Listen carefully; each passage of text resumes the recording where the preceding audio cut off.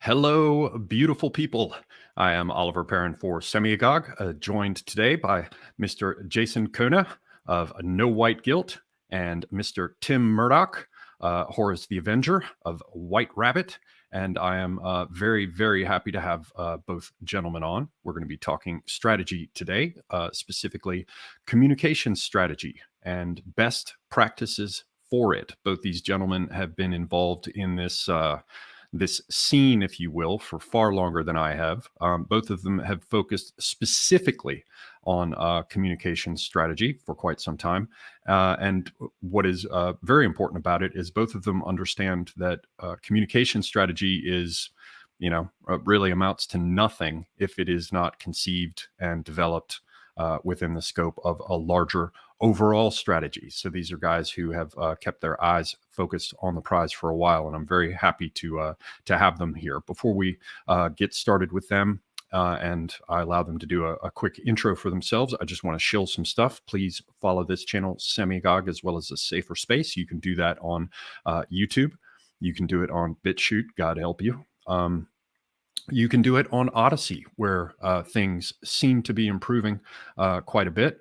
It does look like it could be a contender, as they like to say. So yeah, Minds, Gab, Twitter, Telegram. You can follow the channel here, there, and everywhere. And I recommend everyone do so, particularly Odyssey and Telegram, as well as for our guests who I know are on those platforms as well. Otherwise, quick shill, my science fiction book, Vinculum. You can find that on Amazon under the name Oliver Perrin. And there is also a collection of poetry. Does not sell as well as the science fiction, but for those of you who might be into it, it's called Cinders from the Bloomery of Youth. You can find that over there on Amazon as well. So yeah. Oh, and I should say that the Praetorian Chads who make this this entire exercise possible, their names were listed in the introduction. There were a couple people who have kindly jumped on and donated to support the channel recently. Because I have to go through and re-render that video every time there are new people, I did not get their names on. But brace yourselves, gentlemen, because certainly I will be adding you to the wall of honor there in just a bit. Apologies for not having you on this time. Okay, so I have Mr. Kona and Mr. Murdock with me today. I guess, Jason, if you want to start, maybe let people know who you are, where you're coming from, where they can find you. For people who are not familiar with your channel, I recognize they'll probably be few and far between, but just in case. And then after that, perhaps, Tim, you can lay out your background for folks by way of introduction.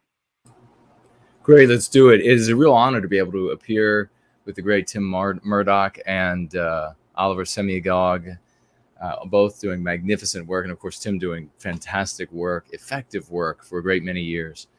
I am No White Guilt, Jason Kona. You can find me at nowhiteguilt.org, theafterparty.tv, where I do magnificent shows with the one and only great Mr. Jared George called Tap.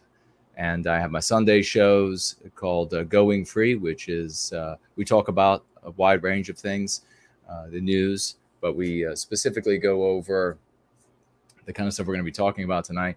Go Free, and there's Oliver has his right there.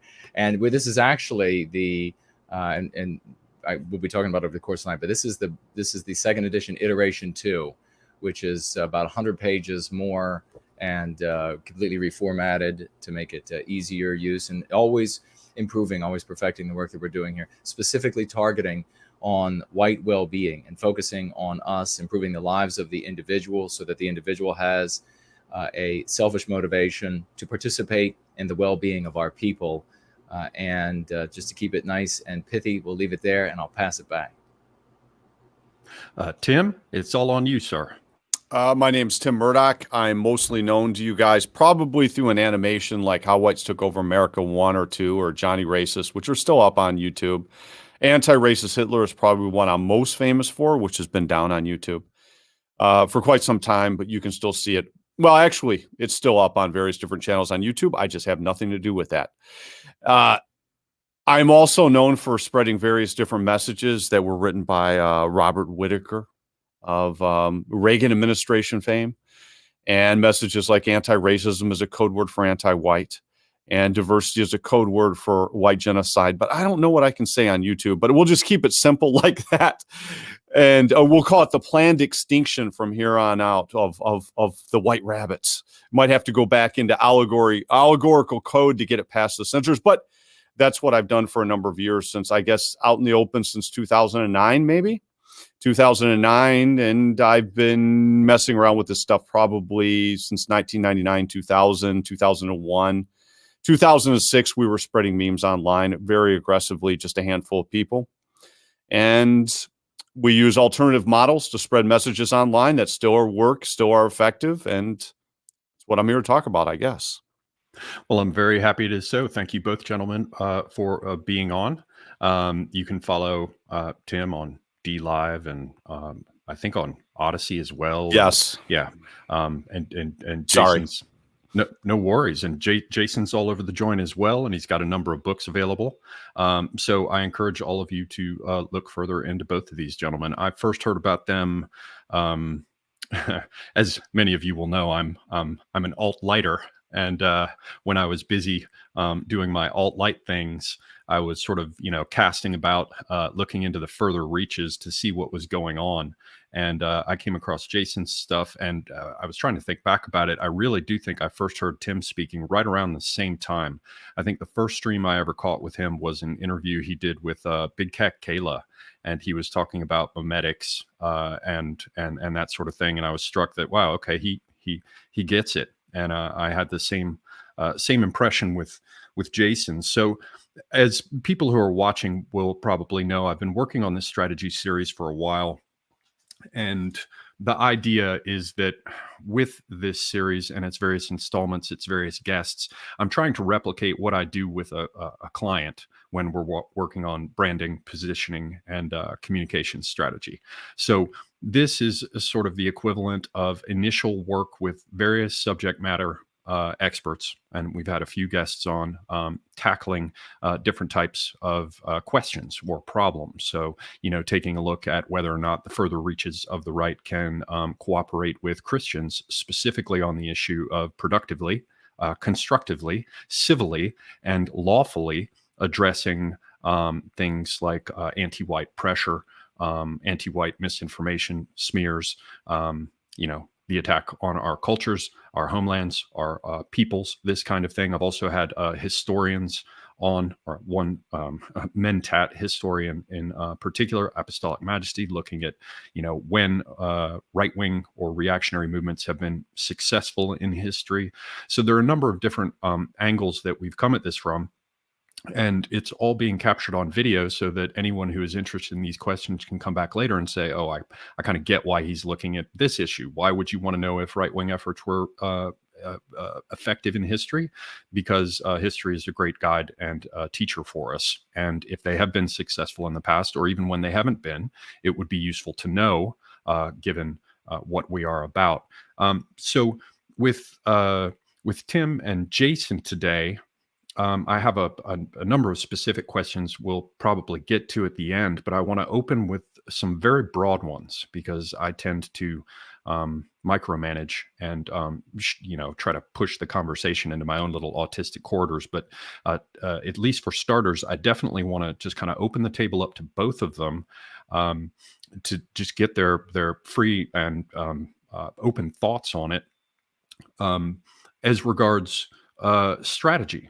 And in more broadly speaking, so, what are the aims and goals of whatever communication strategy, we put into place? And then, how should the narrative be framed in terms of an overarching story? And then who is this pointed at? Who is the target for the things that we're trying to share? And then if we successfully transmit our message to them in a way that is convincing and plausible and, doesn't immediately trigger a reaction of rejection, what sort of behavior would we like to see follow? So it's who are we speaking to? What are we saying to them? And how is it that we would like to see them behave once they hear the message? And what is the broader context for that? So just to lay out my assumptions at the start, and then we'll move through to you guys and hear more on all of this from each of you. I see definitely a target that that could be conceived as sort of a bottom-up grassroots type of thing, where you sort of spread the message and get as many people on board, and you can say, well, who's the target? It could be anyone and everyone willing to help productively, constructively, civilly, and lawfully address all the anti-white pressure and issues and slander and the rest that we're facing. How should they be addressed? I think we should do it in the form of a narrative that covers who we are and what we're doing, as counterposed against who they are, and defining them and what they're doing. And then looking at that in the broader context of a story that has all its archetypal elements. It has room for heroism and sacrifice and valor and effort and commitment and all of these things that human beings, typically respond to for very good reason. However, I am a little bit different than some insofar as I think we have to focus on elites to some extent. Whatever message we come up with, in my view, should be the sort of thing that will assist us rather than get in the way of us.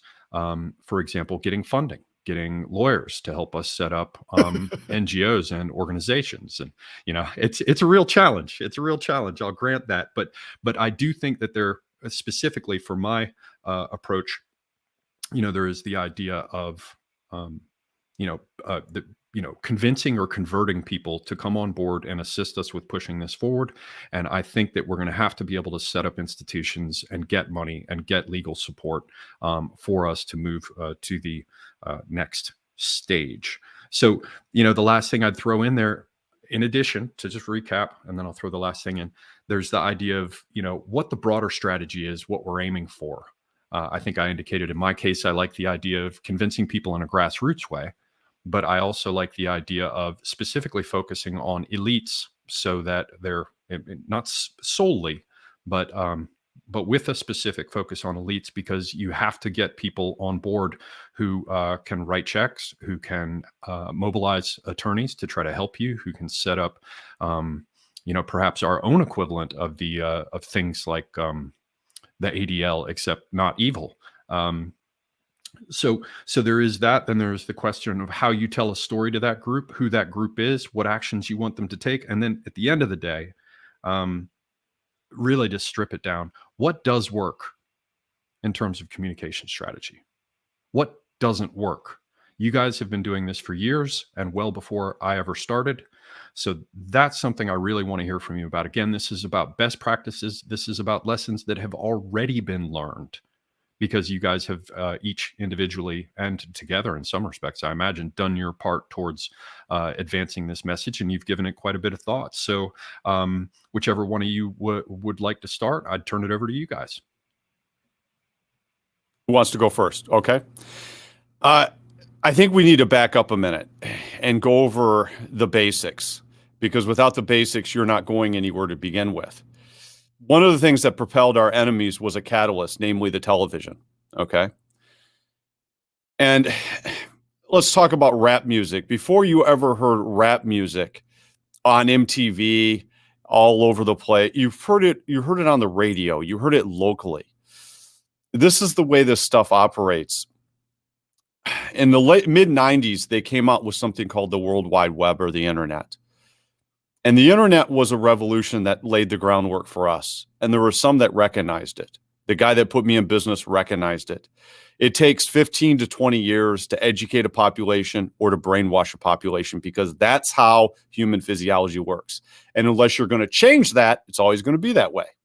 And so far, in the thousands of years that we know, human physiology has stayed the same.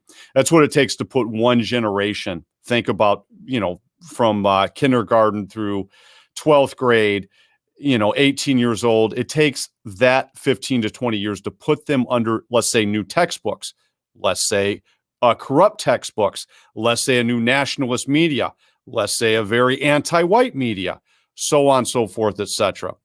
But here's the thing about it. The thing that's most revolutionary in the history of the world are new communication techniques: the printing press, television, you might say radio. The internet proved to be far more revolutionary than all of them combined in many ways. And we're still writing a book on it. So typically, if you lay a grid 15 to 20 years from, let's say, 95, when I first got on World Wide Web, maybe on AOL, or maybe it was 94, we don't have to be too precise. Where are you at? You're right into where? You're into 2010. All right. I was put in business in 2009. These are the basics. You're going to have something at your back to really start moving things along. In, let's say, 2000, most of the stereotypical white nationalists, let's say, were complaining because they thought the internet was going to be shut down. They thought all hope was lost because of this. In 1995, when the internet first came out, all hope was lost because we didn't have any type of media and whatnot. 2000, all hope was lost for another reason. But typically, the internet was just picking up speed. And, what's the saying? What's black and white and totally over? Newspapers. That was the saying at the time. They totally wiped out the newspapers. So you have to have a basic on your side. 15 to 20 years to educate a population, 15 to 20 years to brainwash a population, 15 to 20 years to start on doing that. If you look at the calendar now, things are way overdone. Way overdone. People aren't believing anything. Well, there's at least a growing segment of the population, I won't say all, who are really, really skeptical, whether it be doctors, whether it be lawyers, whether it be your average, my target is just white and normal. Or anyone, you could say anyone that wants to fight the anti-white system, whatever. But my target is just white and normal, basically. But anyone looking at this from afar, this phenomenon, let's say that all the vaccine controversy, which we're going to stay off of. But let me give you an example. This type of thing would have never happened. This type of controversy would have been not anywhere near as big with all the doctors and all the mainstream characters and everything else in, let's say, 2000. This is from the growth of the internet. Totally. And so we're under a new media. Everything's being erased. And under that, we have new programming, which has to be done. It has to be done. And the way you get elite's attention, it was always brought home to me, is you just start repeating something. And, in 2011, we wanted at least 300 repeating it. Now you might need 500. But from what we've seen so far, 300 is all you need to take something prime time. Hillary Clinton talking about white genocide, Tucker Carlson. It's all really you need from the bottom to the top. You need 300 to 500. Even now, maybe you need more than 300. We only thought we needed 300, and that's all we needed. Now you might need a little bit more because there's so much back and forth on the internet. But there are alternative models to getting out messages. The one we use is still workable. Use alternative media. And who's alternative media? Anyone not on mainstream media. And you use alternative media and you push it out there. And the audiences on various different channels have much more of an open mind than maybe your audience on CNN. It's that simple. And plus, you're usually allowed to have a discussion like we're having here. A lot of the problems with the mainstream media is they don't allow discussions at all. They allow their narrative. So there's no give and take. There's no back and forth. There's no actual intellectual discussion. And that's their problem. That's not our problem. There's probably a lot more I could say, but we'll let the conversation go. I'll let Jason, who's going to have all kinds of nice, interesting tidbits to chime in here. Go ahead, Jason. Semigog, we're going to say something? Yeah, I was just going to say, I want to note for our viewers that Tim did just underscore a totally distinct area of consideration, which is the medium or mediums, and let's call it the structural constraints of communicating through them. So that's something that we've now got on the table as well. But go ahead, please, Jason. Thank you. Yeah, absolutely. And very well said, Tim. That really laid out the history of how we were able to gain a very different type of foothold, in many ways quite stronger, in some ways a little bit weaker because of the multiplicity of voices. And of course, now coming up to the current situation where we have the equivalent of social credit score, certainly on the internet, with this algorithmic censorship that we have. You say certain things, believe certain things, oppose certain things. More specifically, it's about, for the anti-whites, it's about troubling anti-whiteism. them getting to their objective of victimizing Western kind, Western civilization.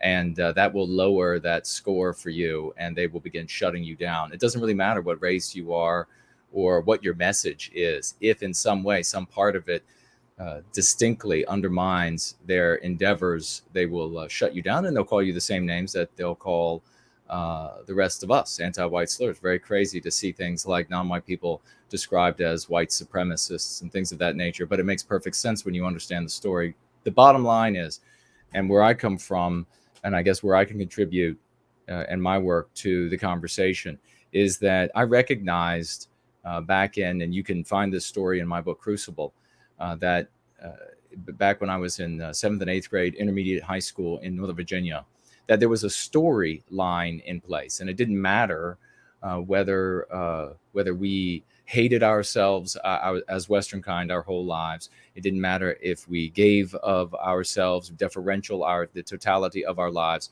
And I encapsulated it in a conversation that I had, and I recount in the book, when I was talking to some of my peers in the lunchroom, when I said, this is a story. And in the story, we are the bad guys. And the generations of white children at this very school before us, they were the bad guys. And the generations later that come after us, they'll be the bad guys. And you know what? All these years later, the white kids in that school today are the bad guys. There'll be no change in the anti-white narrative. It is fiction. They take fact and they incorporate it into their fiction. They'll take fantasy and they'll incorporate it into the anti-white narrative. They'll take reality and they'll torture it to make it fit their anti-white narrative. They'll put it on the Procrustean bed. I know Oliver will appreciate that. And they will torture it until it fits the anti-white narrative. Things that don't fit the anti-white narrative, they bury underfoot. Things that do comport or support or bolster the anti-white narrative, they write it in the sky. And they'll talk about it. There'll be movies made, silver screen, television, and books written, and the like. They'll work it into their sitcoms. It's how the anti-whites work. They have, as part of this narrative, that you are all of these, what we refer to as meme pathogens. So you would understand them as, folks, most of you, as just anti-white concepts like diversity is strength, this sort of thing. We have failed in combating the anti-whites up to now because we attempted to fight them within their story. There has never been a moment in history where the characters of a story have reached out from the pages and grabbed the pen from the author and changed the outcome of the story. So our only recourse then is to be in an alternative story, the story that we write. How do you do that? What does that mean? We don't control the press. We don't control the television. We don't control what's put on the silver screen. Even if we endeavor to do so, there are an infinite number of ways they shut us down. I saw Tim laugh a bit at the idea of having lawyers help us in any sort of way that the law could be leveraged to our benefit. Of course, that comes from his experience in the white sympathetic sphere and witnessing the law used against us successfully by anti-whites, even when they're breaking the law to do so. They break the law to prevent us from winning cases where we should win. They will break the law or dilate the law to send us to prison. So one should never put one's faith in the law, because there simply is no law. If it's not uniform, then there is no law. It's just a tool that's used by those with power against those who do not have power. So when I was coming up through my young adulthood, I participated in a lot of different white sympathetic endeavors. I was a member of some. I helped far more than that. And I distributed lots of literature for them. And it was all garbage that I came across. Some was okay, but most of it was absolute garbage. Why was it garbage? Well, because we are inside the anti-white narrative. So as I talk about people, when they decide that they want to combat what's going on in the world, they look out into the world, relative vis-a-vis what's happening to us, our persecution, the discrimination against us, etc. They look out into the world, which they believe and they perceive incorrectly is reality that's around them, when only pieces of it are actually reality. And they say, well, what does it look like? What does it sound like, etc., to combat what's happening to our people? And the anti-whites are there to provide them with the answer to that. Now, of course, the answer that they provide ends up being the thing that they have taught everyone in the population to believe is symbolic of the purest evil on planet Earth. So people end up heading in this direction. They dress like it, they talk like it, they look like it. There are a number of variations. They adopt it, they embrace it, then they go out into the world, and in a very simplistic way, they believe, just like a child imitating a movie. This is really the adult version of children who see a superhero movie, and then they don the superhero costume and they go out and play the superhero. What I was witnessing was people who were watching the movies, seeing the bad guys, and in the movies, the bad guy always is given a chunk of power because he has to be worthy of overcoming. The evil force has to be given a chunk of power, so they have to be, so that they're evil, so that evil is worth overcoming. So these people, they end up essentially as adults playing, in this case, rather than the good guy, the villain, because the perception of power is greater than what they actually have in their lives, which is zero power. By doing so, though, the world perceives them to be everything that the villain is in the anti-white narrative. We talk at length about the subconscious mind and how the subconscious mind learns and then adopts and applies, and there's no getting away from what it learns and applies. You can no more get away from your ability to ride a bicycle or drive a car once you've learned. You wonder whether or not it's true that the subconscious mind can't tell the difference between reality and fiction. You need only recall when you have been afraid at a horror movie and then gone home and then been afraid of the dark rooms in your house. It's happened to all of us. That's a consequence of the power of the subconscious mind over the conscious mind, which is very weak compared to the subconscious mind. So these people are going out into the world behaving this way. The world then is perceiving them to be, and when I say the world, I'm talking about our brothers and sisters. That's what matters here. We need to win them over. We need to help them go free, as we say. They perceive them by way of the anti-white narrative as the purest of evil. And they perceive, and you see this in these questionnaires that people do, they say, how many young black males, unarmed young black males do you think are murdered by police every year in the United States? And people will say something like, 5,000 or something. That is because they perceive the fiction of the TV, the movies, the books, etc., as reality. And when you then confront them with data, that doesn't change their mind one iota. They look for excuses. So I needed at that time to understand what was motivating the anti-white, what was motivating this individual that harmed and victimized our people. And so that is what I studied for a great many years. I studied these different messages that they brought out to the public. I observed and I made arguments to the biggest names in the white sympathetic sphere about the fraction of time that I, as a leaflet distributor, have in someone's face. That fraction of time, I have to be able to give them something that will stick with them. And then I later figured out not only something that will stick with them, but something that they can pass on to someone else, because the rest of their life, the anti-whites are going to have their ears and eyes and everything else. So I've got to give them something that is super powerful. And then I began coming up with, experimenting with, taking things that were already out there and experimenting with those things to see what would be able to land on a person. They identify it without all of the education that would have to come with it, that the anti-whites have the ability to provide for themselves, that would work in conversation with them selfishly for their lives, and then serve as the lingo, the concepts, that the lexicon of a different story.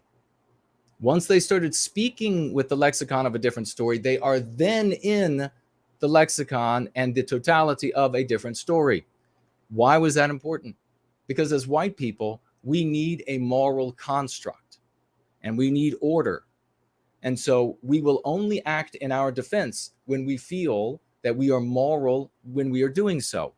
Inside the anti-white narrative, no matter how legit it may seem to defend ourselves, if white people are not perceiving it as part of a moral construct, if they are not perceiving it as part of order, they will not participate in it. And we've seen that for decades now. That's been the losses. That's what Oliver's talking about here. You know, what has gone before and what has failed. and why people maybe continue to go in that direction and use those tools. So the final thing I'll say, and I'll pass it back and we keep the conversation rolling, is that by putting them in this new story, they can then, with these concepts, with the lexicon, they can then have conversations with themselves first, because their own subconscious mind is the very first thing they have to argue with.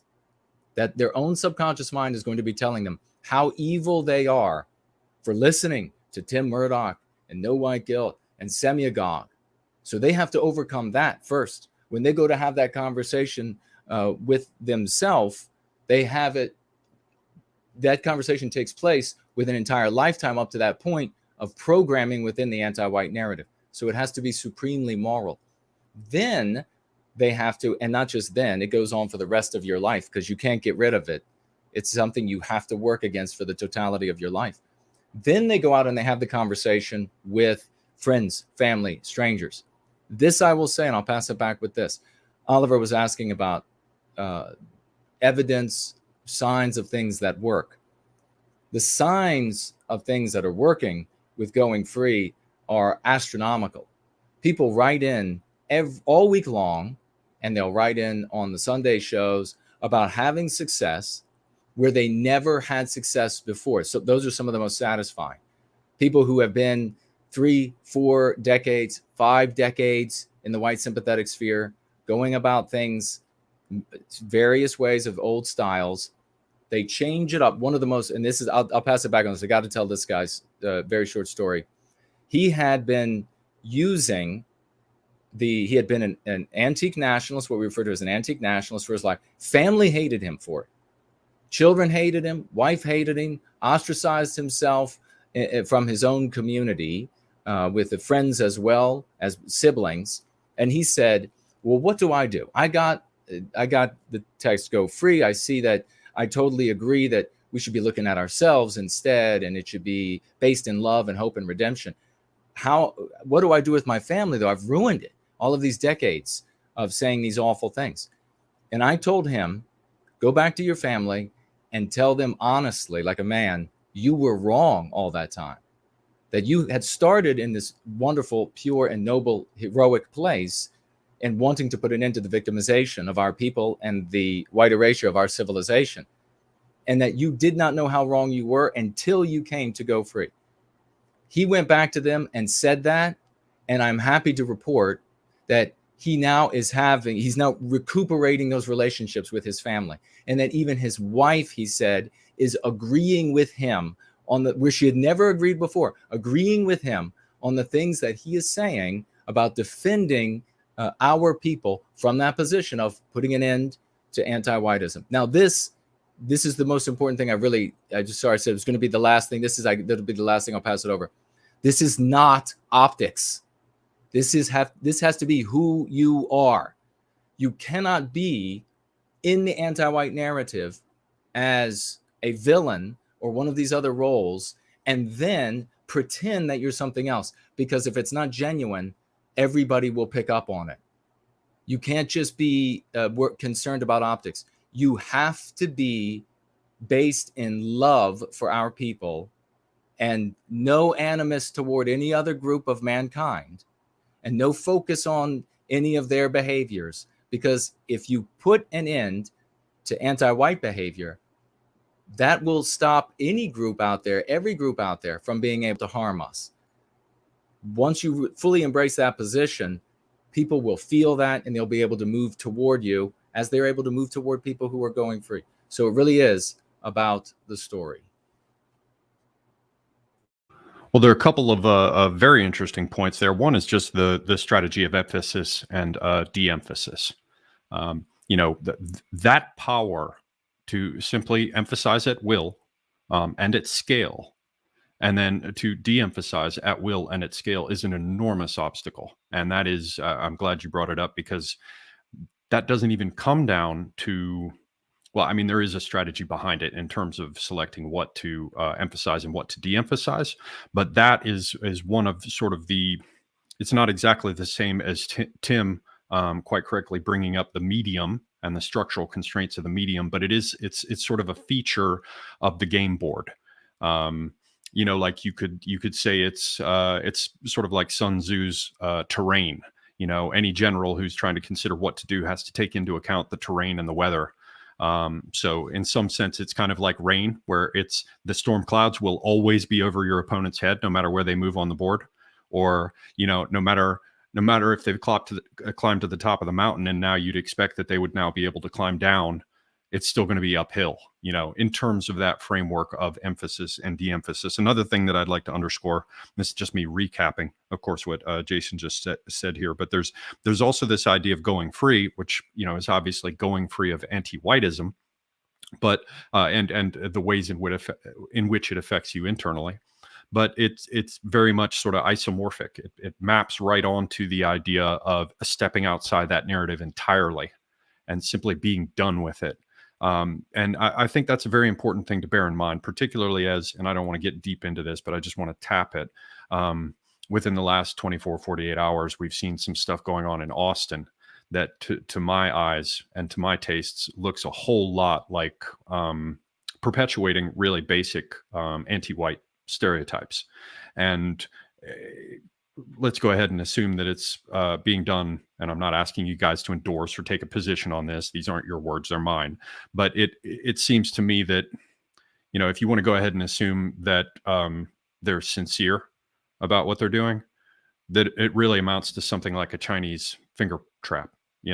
It's like they want to pull away from all of this that they see as being negative, and rightfully so. It's having a horrible negative impact on white peoples and their cultures and their heritage and history and their prospects and their future. But in attempting to pull away from it, they have not escaped the very sort of inbuilt patterns that have been hammered into them by every form of mediated communication imaginable. And so the more they feel like they're pulling out of the little Chinese finger puzzle, they're in fact getting yanked back in the other direction by these very anti-white stereotypes that they gravitate towards, thinking that they're getting away from them.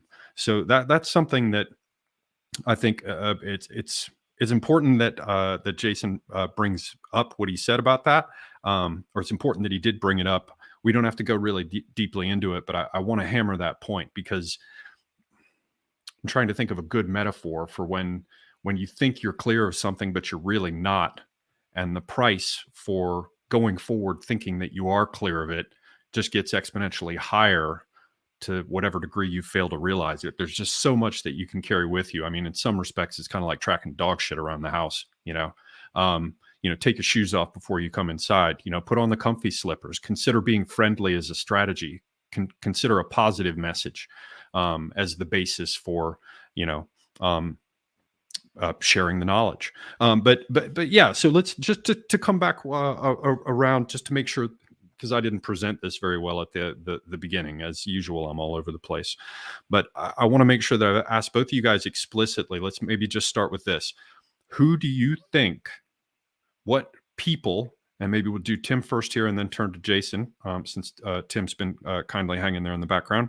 Who do you think is most receptive to what you could call red pilling or becoming aware of the issues that are going on? If we were to imagine that it is possible that there are still people out there who could be convinced of this situation and could conceivably come online, in your experience over all of these years, where do you find those people? How would you describe them if I sat you down at the table and I said, okay, we're doing our marketing segmentation study, and we've got a number of dimensions in terms of their demographics, household income, psychographics, age, right?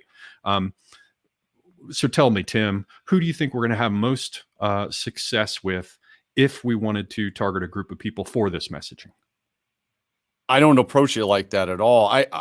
From our perspective at White Rabbit Radio, what we got, I guess we specialize in historically, at least successfully, is a top-down approach and very macro approach. My answers are going to be radically different, although there's an overlap to, let's say, Jason's. I don't do the white self-help manual. He's pioneering that stuff, and you all should get that going free. I have it, and I would suggest you get it. What I look for, and it's very simple, is pressure in the social space.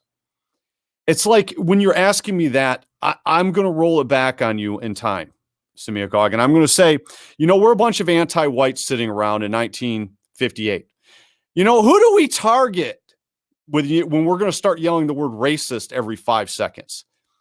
They're targeting the social space. They're going to put enough pressure in the social space to bring about their desired change. They don't care whether it's an executive at a CEO. They don't care whether, although they took over the institutions like the colleges first. The conservatives won every single debate in the 60s across North America, Canada, America. You'd be hard-pressed to find a conservative losing a debate. And you'd be hard-pressed to find a university where one's even allowed to speak right now. What did they not know?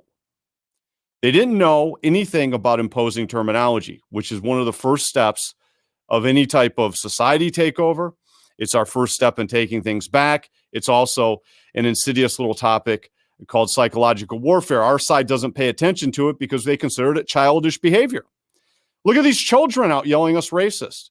They're yelling racist every day. Where are they going to go with that? Well, they ran you over with that. There's a power in saying something over and over again, even if it's a lie. There's a greater power in stating a truth over and over again. So who's my target audience? My target audience is a social space. And if I put enough pressure on the social space, everyone's going to be repeating it, whether they like it or not. Now, into that, there's going to be divisions. And for instance, my original target was those that listen to alt news, those that listen to Red Ice with an open mind. They have an open mind. I mean, I can't go anywhere with people with a closed mind. It just so happened we were allowed to target them on Giant, the small segment of alt news, which was a growing segment with some very massive sites like Stormfront and White National. We were allowed to target that audience. We were actually able to do that. That was kind of an experiment that blew up in everyone's face, but that was very successful because they had all these ethnic questions that InfoWars at the time, Paul Joseph, none of these guys were answering. We have all the answers. And we needed all the listeners, but you have to put pressure in the social space. If I put enough pressure in the social space, I don't care what the meme is, unfortunately. This is the unfortunate truth. If I put enough pressure in the social space, I can make CEOs walk around in dresses and high heels, right? So we're doing it from a legitimate, overt standpoint. We don't have nefarious intentions. We're not the one that started this. We didn't declare war. We're just the other side fighting back. But we do have weapons, and those weapons can be deployed. Every single person watching this can deploy it real easy. When you start seeing something anti-white, start saying it. Sooner or later, everyone in your vicinity, black, white, yellow, whatever, will start repeating it because it's a basic concept. Just to underscore this, I know you're aware of it, but I just want to emphasize for the sake of our platform, when you refer to weapons, you mean metaphorically. You're talking about the tools at our Rhetorical. Right. But go on. I didn't mean to interrupt. Yeah, rhetorical. Obviously, I'm not talking about anything other than meme wars and that type of thing. We have rhetorical weapons to being called a racist. We have rhetorical weapons, this type of thing, and you have to start using it. It is psychological warfare, basically, is a playground, and it's a na-na-na-na-na-na. The other side's going to have their slogans, and you're going to have yours. The problem for the other side is they basically, I've always argued a position that always puts us in a world without any white people of European descent in the last few hundred years. And they've always put policies in place to bring that world about. No one's called them out on that. No one's called them by the real name. They hide behind fluff like equality, diversity. And diversity right now is operating in the past tense and the present tense. If I say this corporate board is very diverse, there's very few white dudes there. If I say this neighborhood needs more diversity, that it's nothing but whites living there. We don't have to argue anything. This isn't a point of arguing. It's a point of calling out the enemy over and over again, just like they did to us, except we're just talking about their nefarious intentions, cloaked behind all these wonderful fuzzy phrases about humanity and everything else that applies only to whites. So to me, it sounds to a certain extent like this is like Nathan Bedford Forrest said, reputedly, we don't know if it's true, but it is said that he said, put the skier on him and keep the skier on him. Or like in Glengarry Glen Ross, when the salesman's standing up there, old Alec Baldwin, he's very much in the news these days. He stands up, I think it's his character, who says, A, B, C, always be closing. So it's like if I come up to Tim Murdock and I say, who should be the target of this message? And I list like, person A, person B, or person C, Tim will say, yes. Right. Your thing is total saturation of the space with the message. And what I'm hearing from you is that's all nice and everything, but don't overthink it. Just figure out what your message is and hammer it, hammer it, hammer it. Listen, this is like basic training. Okay. The problem with white nationalist 101 is they're going to war against China. Okay. And I'm laughing, but that would be a very terrible thing. And you're a basic training. And they're teaching the cadets about the mandarins, these brilliant little mandarins sitting in Shanghai that are really part of the business class, that are the globalists that are secretly running things, and they're going to target them. Do you really run basic training like that? Do you teach someone to fight an enemy like that? No. You walk in. Who's the enemy? Chinese. What do you learn to do? You're going to learn to fire this basic weapon at the Chinese. That's it. Everything else is some advanced discussion 10 years down the road or 5 years down the road. You don't worry about anything else in basic training, because until you get them shooting their spitballs in the right direction, you got problems. They're running around debating what to call them. Call them anti-white. There's no debate here. It's that simple. You got to start simple. You get too complicated, people don't understand. I mean, it just gets too, we got to have it at the 8th grade level. Unfortunately, that's where mass communication happens, not at the college level. And this discussion is at the college level for those that are watching it, but you've got to keep simplifying and simplifying and simplifying it. And if you read Jason's book, by the way, his book is very simple. You cannot have this complicated stuff and expect these people to go to basic training to fight an enemy when you got all these different terms and equations, but they're all anti-white. Yeah, I mean, there's Lutheran anti-whites. We can point to this local Methodist charity that's anti-white. We can do this all day long. We got to keep it simple if you want to be effective very quickly. No argument there, certainly. Now, I will say, and this isn't to contest what you're setting forth, which I think is self-evidently true in its domain. I just want to put it there as a counterpoint that I did state at the outset that I'm looking at elite capture. And when you're talking about that, and I mean metaphorically capture for anyone who might be listening, I mean capture their hearts and minds. When you're looking YouTube, I love YouTube. Yeah, isn't it nice? But now, by the same token, as Jason was talking about earlier, I'm not being dishonest with any of this. I'm telling you exactly what I truly believe. And with elite capture, metaphorically speaking, there is a different level there where you can say, I'm not discussing with you guys what to say. I'm discussing with you guys strategic approaches and views. So I think there is a place for elite capture, so to speak, and that it requires sometimes things other than just hammering the message consistently. However, having said that, there can be no doubt that figuring out what you're going to say and saying it works. I mean, that's why with rhetoric, they say, tell them what you're going to tell them, then tell them what you told them. There is something I'm going to interrupt you just a little bit, just once, and just reiterate your point. I'm only in this because a guy named Robert Whitaker put me in this. And if you looked at his resume, he is elite capture. He's from a Reagan administration. He was a Reagan administration appointee. He worked for one of the famous congressmen that died of a mysterious heart attack that was running for Senate.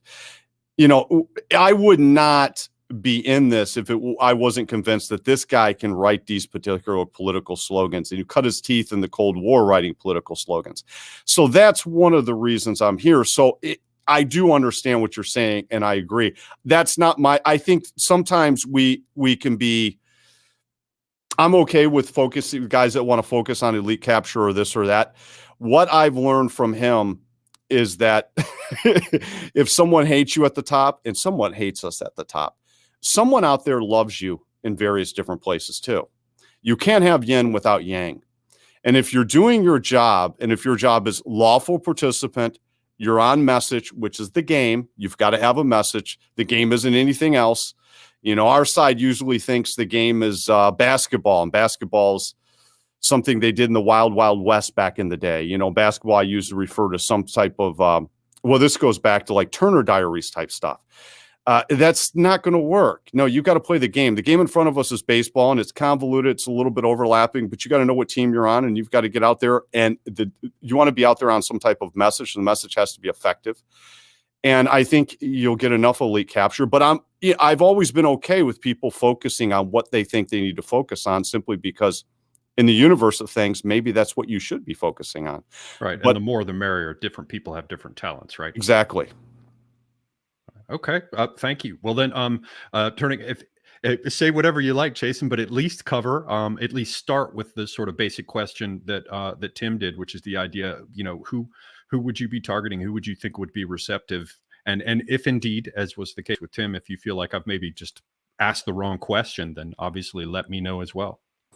I think there's absolutely I've done a lot of sales, Oliver, and there's absolutely a mechanical aspect, I think, here, that there are groups that are going to be more likely to heed the message, more likely to heed an alternative to the hell that they're living in. Over the years, that's been young white males, because, and then as they aged, that age group expanded, because white males were the primary target of anti-whiteism. White females, secondary target, but tiny compared to the white male, because they needed the white females to participate in the destruction of Western civilization. And regrettably, white females took the bait, and they went to work, and they took the high-paying jobs, and they divorced their husbands when there wasn't a real reason to have to divorce, and they lied about them in court. And now you have the Republican Party is fraught with white females that are as anti-white as any of the females on the Democrat side. They might have a different opinion on right to self-defense or something of this nature, but these are superficialities compared to the well-being of our people, whether or not we continue as a people, whether or not we recapture our destiny.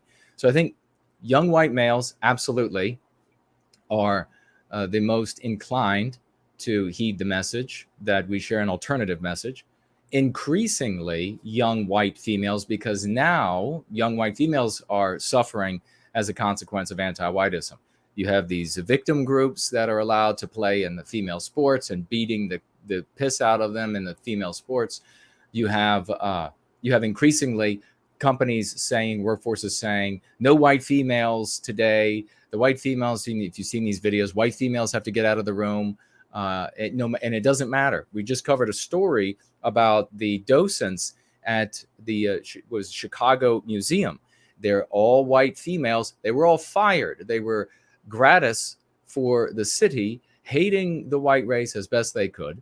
And yet they were given the axe simply because of their biospirit, because they were white. So they could not be anti-white enough, something we talk about all the time.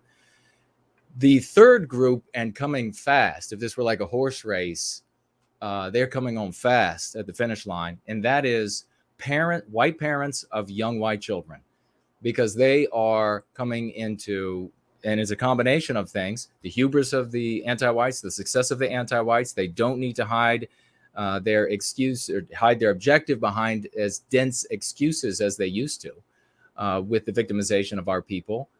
Now they can be out in the open. And with the COVID-19 over the past, since it came in, essentially, and parents having to take a look at the work that their children are reading, these parents are turning out, white parents en masse, at these PTA meetings and the like, these county board meetings. They are very angry. And what's happening?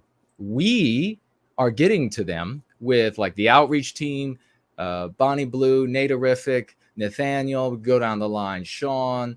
I wish I could name all of them. Baldor, on, wonderful people, getting out to these groups.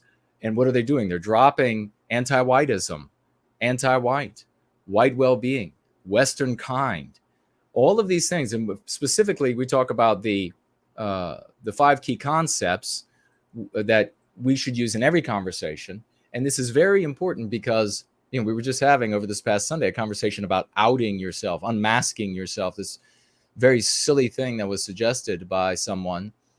And you don't have to out yourself if you're sharing concepts that people can just adopt and then use and will use in their lives, because it will do what? It will benefit them selfishly, whether it's their own bodies and their own lives or the lives of their children they're caring for.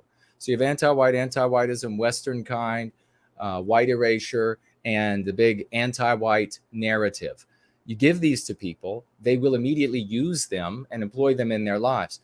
The second part of this question about who do we target? So primarily, Oliver, young white males, young white couples with children, with young children, and then white females coming on. There may be like a third place right now. And these parents, they might even pass young white males as the ones that'll be most likely to hear those concepts and then employ them in their lives for the benefit of their babies. Make sure that never leaves your mind, because we are living in a world where white males have forgotten, it's been beaten out of them, both not just by anti-whiteism, but by our women who benefited from beating the masculinity out of our men, where we're living in a world where white males don't know how to be men anymore. And what does that mean?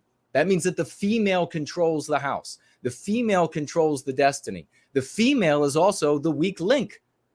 And so if she has babies, there's no time that a woman will be more fierce than when the babies are under attack. And babies openly being taught to hate themselves because of something intrinsic that they can't escape is the kind of thing that's going to make white women go crazy. Well, when they go crazy, they're going to call on that overgrown boy that should have become a man. They're going to call on him to step up and do something about it. Well, the thing that can be done about it is the use of these concepts. This answers your second part of your question, Oliver. How do you capture, and I'm going to call them oligarchs, because I don't like referring to them as elites. And the anti-white oligarchs and included in that group are just the wealthy who maybe are just villainy signaling, the wealthy / powerful, just villainy signaling. This is like try to visualize it as like where you have granular convection in like a bag of chips or something, but everything is kind of trapped and it's not quite falling through yet. It's going to be this, even though the smaller pieces weigh less, they fall through quicker. Those would be like those who have the not as much wealth and power as some of the others, right? Some of the very well-known names. Where you create an audience to celebrate and to cheer someone on, where you create that audience, those figures will appear on stage. Those individuals who are wealthy, who can make things happen, and who will be celebrated for making it happen will show up on that stage when you have filled the auditorium with people to applaud them. That is how you capture, if that's the way you want to put it, that is how you capture the increasingly wealthy and powerful individuals. Because there's nothing at that point, there are few things left that they can't acquire with that money and power other than that adulation. So that is what we can feed for them by creating that audience. And there is a skeleton key there that is infinitely important. And that is that those individuals, those smaller pieces before the larger pieces will come to us, and our celebration of their standing with us, they will do that when they know that they are in the moral right to do so.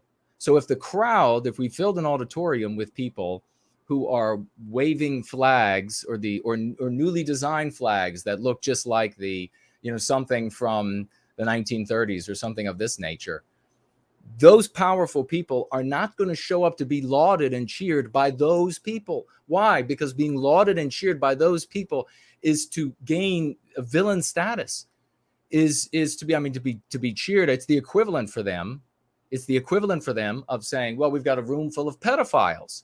Would you like to get out and have them applaud you and think you're wonderful? No, nobody's going to say yes to that.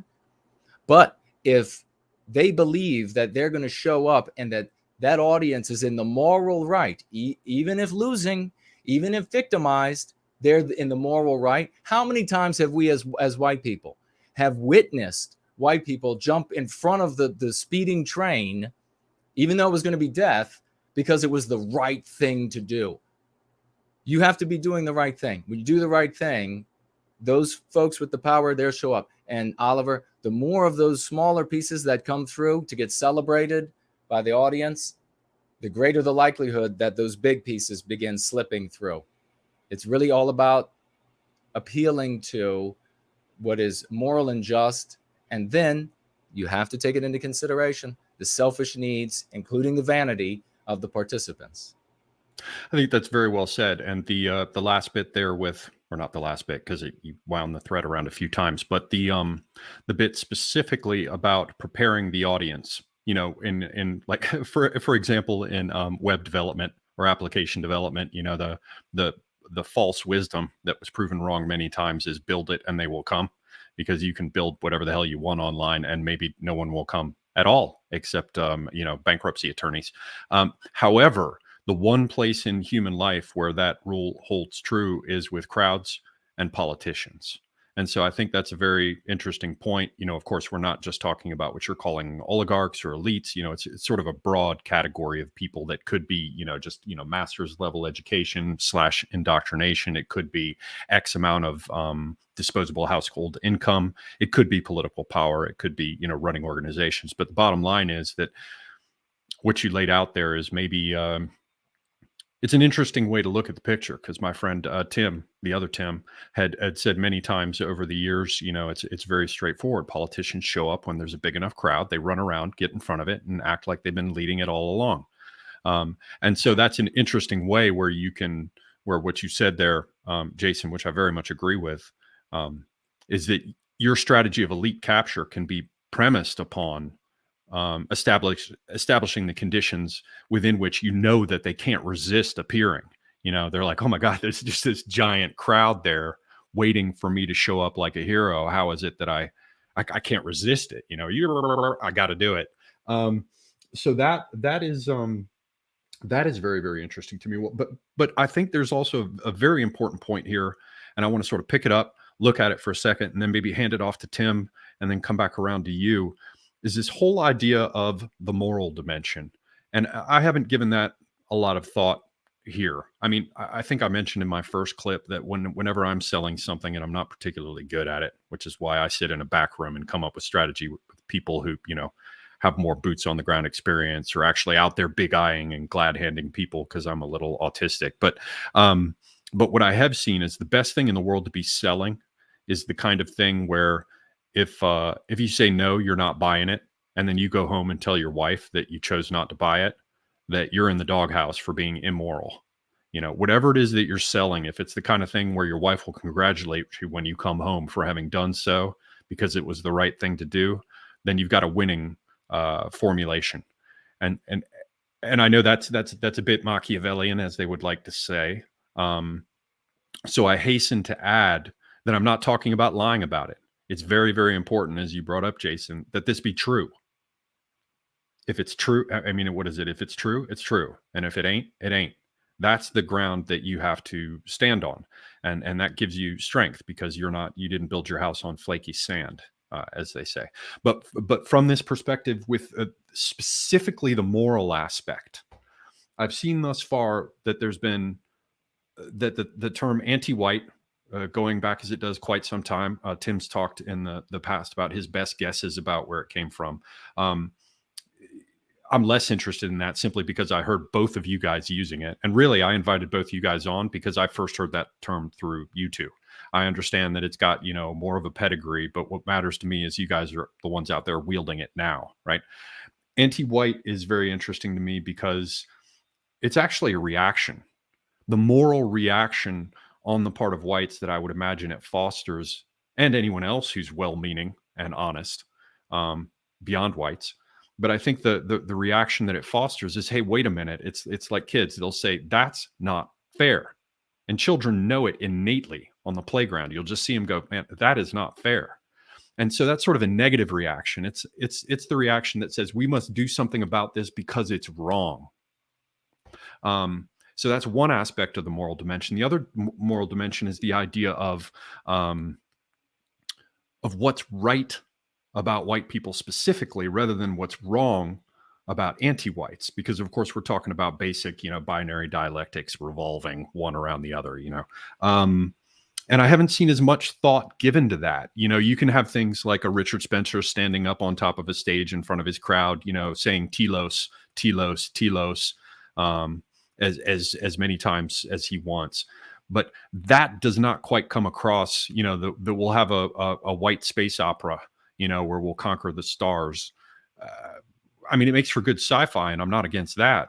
But, what I'm also looking for is this idea of the moral dimensions that are positive, having to do with white people. So I realize that's totally vague, and I'm sorry, Tim, but to turn it over to you, can you share your thoughts on sort of the positive and negative moral dimensions of this? Because I think Jason has a good point he introduced here, which is that white people intrinsically, or let me say very specifically, white peoples, from my point of view, are very hooked on this idea of the moral rightness and wrongness of a thing.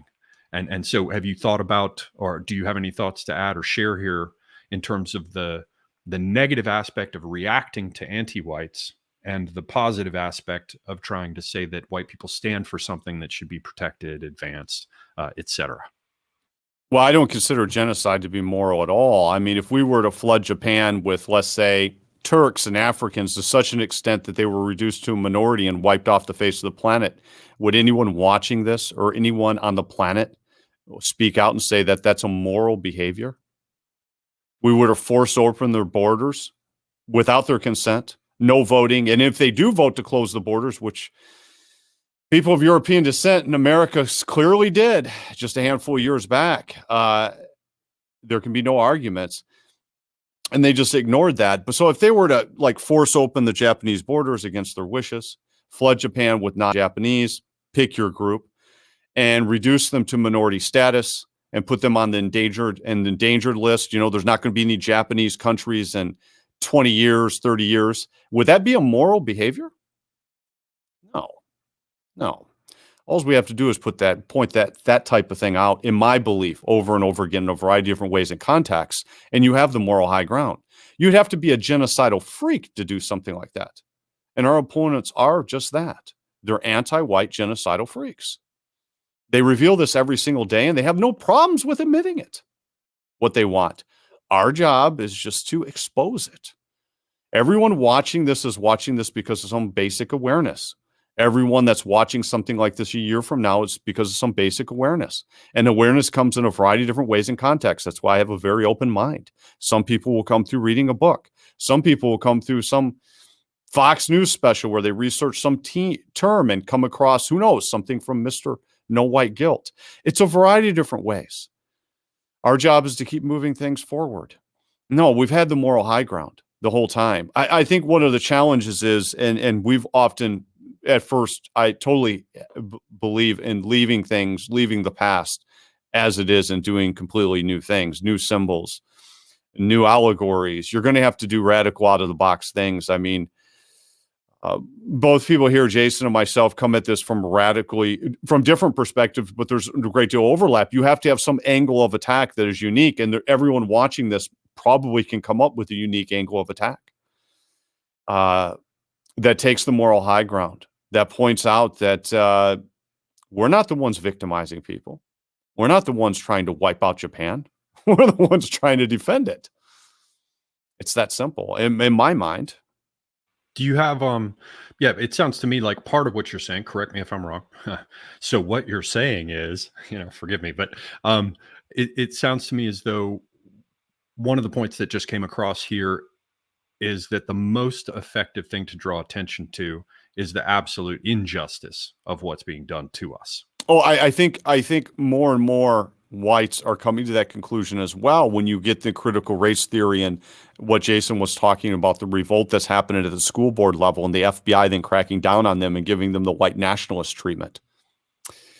I think this type of basic awareness that when you bring it with terminology, when you bring it through a variety of different media formats and contexts, when you just bring it into the mainstream and keep pushing it, again, in a saturation form, then, and then, of course, you have the inevitable pushback by the crazy anti-whites in charge, like Merrick Garland and all this stuff.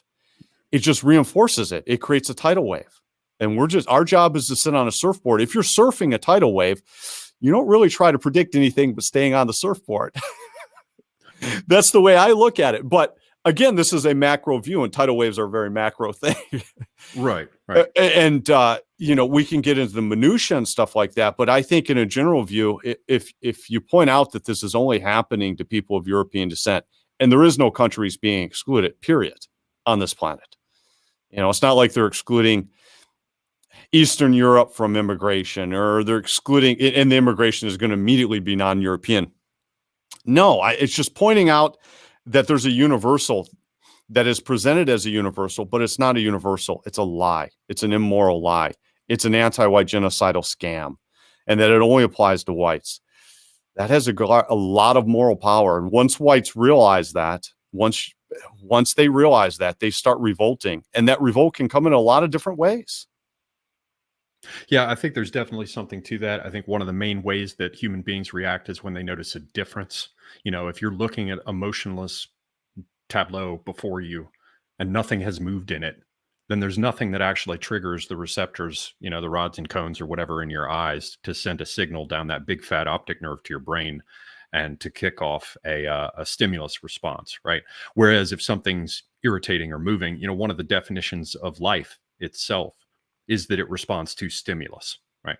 So from that perspective, the idea that something bad is being done to you, if you have the notion that, somebody's needling you and sticking you, right? That's how you get the specimen to kind of go, hey, I guess something's going on, right? Unfortunately, it takes that needling, it takes that agitation, it takes a small town in Maine being invaded by millions of foreigners and this type of thing. This is unfortunate, but that's what it takes. Yeah, and so and you can even take the pair. I mean, this is just another cuteness, a metaphor. But if you drop a grain of sand into an oyster, you might after a time end up with a pearl, right? Because the body says this is an irritant we're not interested in anymore. Let's go ahead and coat it, and in the end, that whole process could yield something positive. That metaphor is getting a little bit loose there, but anyway, hopefully you take my point. However, I just want to ask one more time because I want to hammer this just to see if there's anything there, and maybe there isn't. But once again, that is, and it's very effective. I'm not arguing any point you just made, Tim. I'm just double checking to see if there's anything else in there as regards, instead of looking at the negatives of what are being done or what is being done, and the negatives and the injustice and the immorality of what's being done to us. Again, totally granting. That's a great way to get people started moving, probably the best way.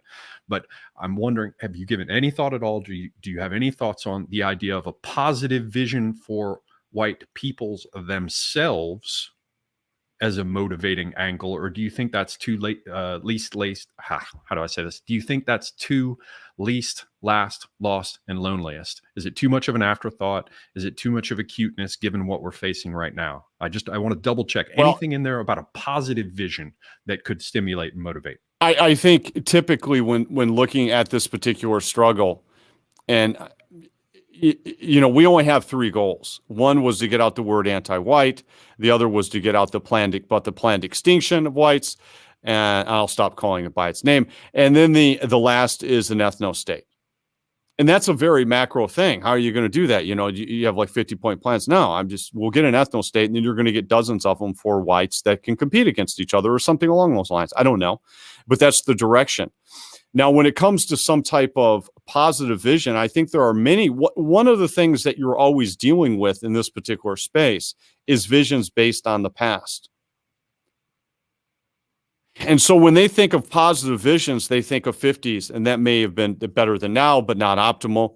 Or they think of 30s, or they think of something else. But I find that the squeaky wheel gets the grease, and people want to talk about what's most irritating to them, and presenting a grand vision. I don't think that's not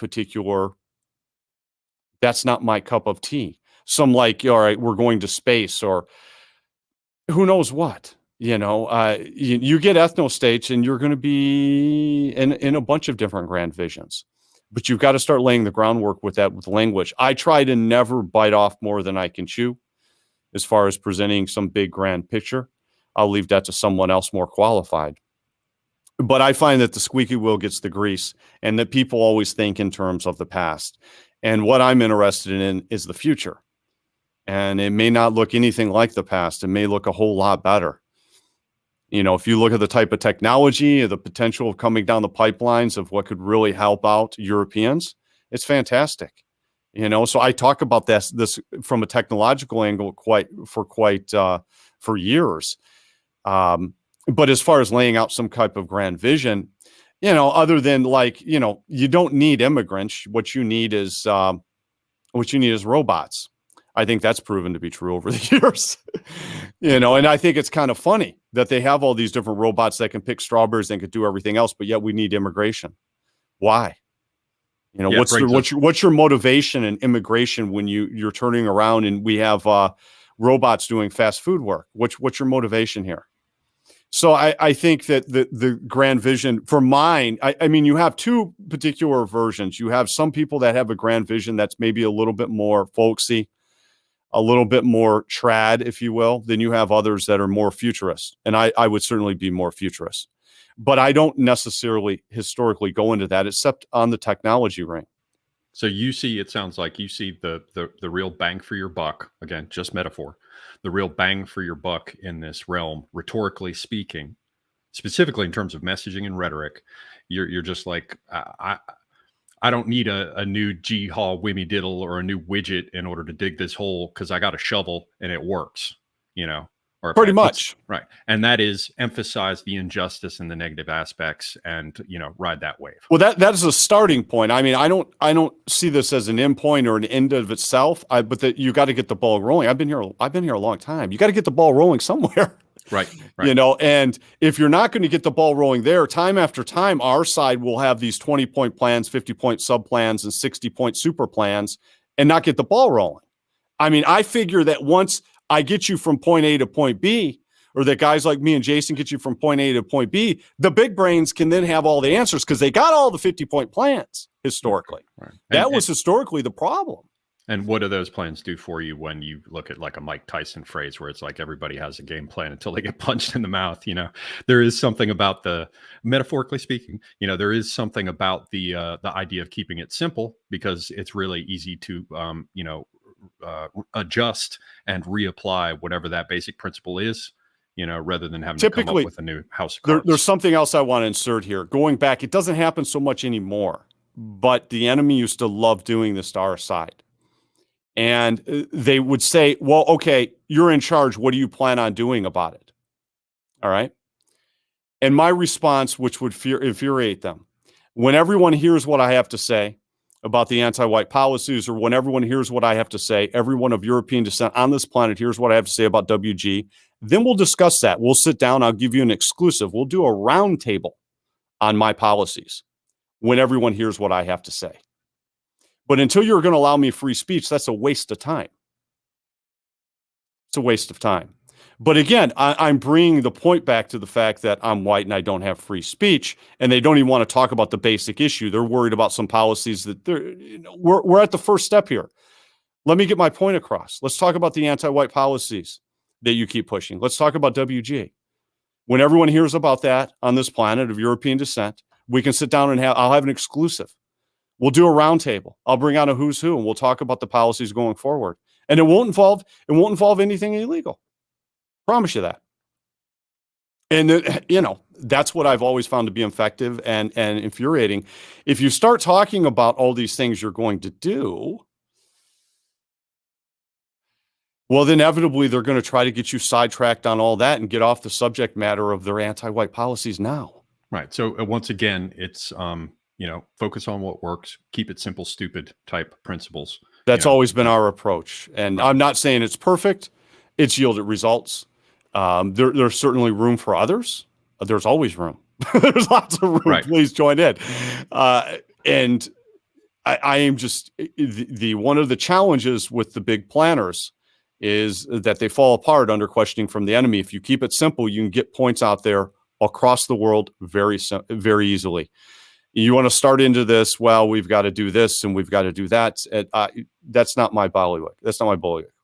Yeah, I think that's coming across. All our viewers are getting a sense of Yeah, how your stat sheet in the tabletop role playing game works out. It's like focus, focus, focus, straightforward, right? Yeah, but what you were saying there about sidestepping the basic issues and sidestepping the superficial distractions and staying focused on the central issues. It puts me in mind of a section that I really liked in Jason's book. Of course, I've got the older edition. Jason was hammering on me about that. He's like, get the new one. I'm like, I already bought it. I just don't want to read it on screen at this point. So please do forgive me. I don't know how this works out in terms of the layout of the new book, but it's in his meme curative section. And he's got one where, at least once upon a time, it read as follows: I don't care what your argument is. If you arrive at an anti-white conclusion, I reject it. Right? Exactly. And that is that's a really basic way to trump the entire exercise. You're just done. You can sweep it off the table. So all I'm doing here basically is saying I get where you're coming from. I think it's pretty certain that that Jason does too. So point taken. Let's roll over to Jason and just ask, in addition to the idea of the negative moral framework, when you're thinking about the positive, do you see any value or what a strategist would like to call, like, I see some white space there, right? There's white space. I'm not sure what it is, but we can sort of break out the opportunity there and explore it. You've doubtless given this kind of thing some thought. You pay close attention to dialectics and how the positive is usually followed in an endless cycle by the negative, by the positive, by the negative, as that game on spools. But just sort of open the floor to you. Have you given any thought to this,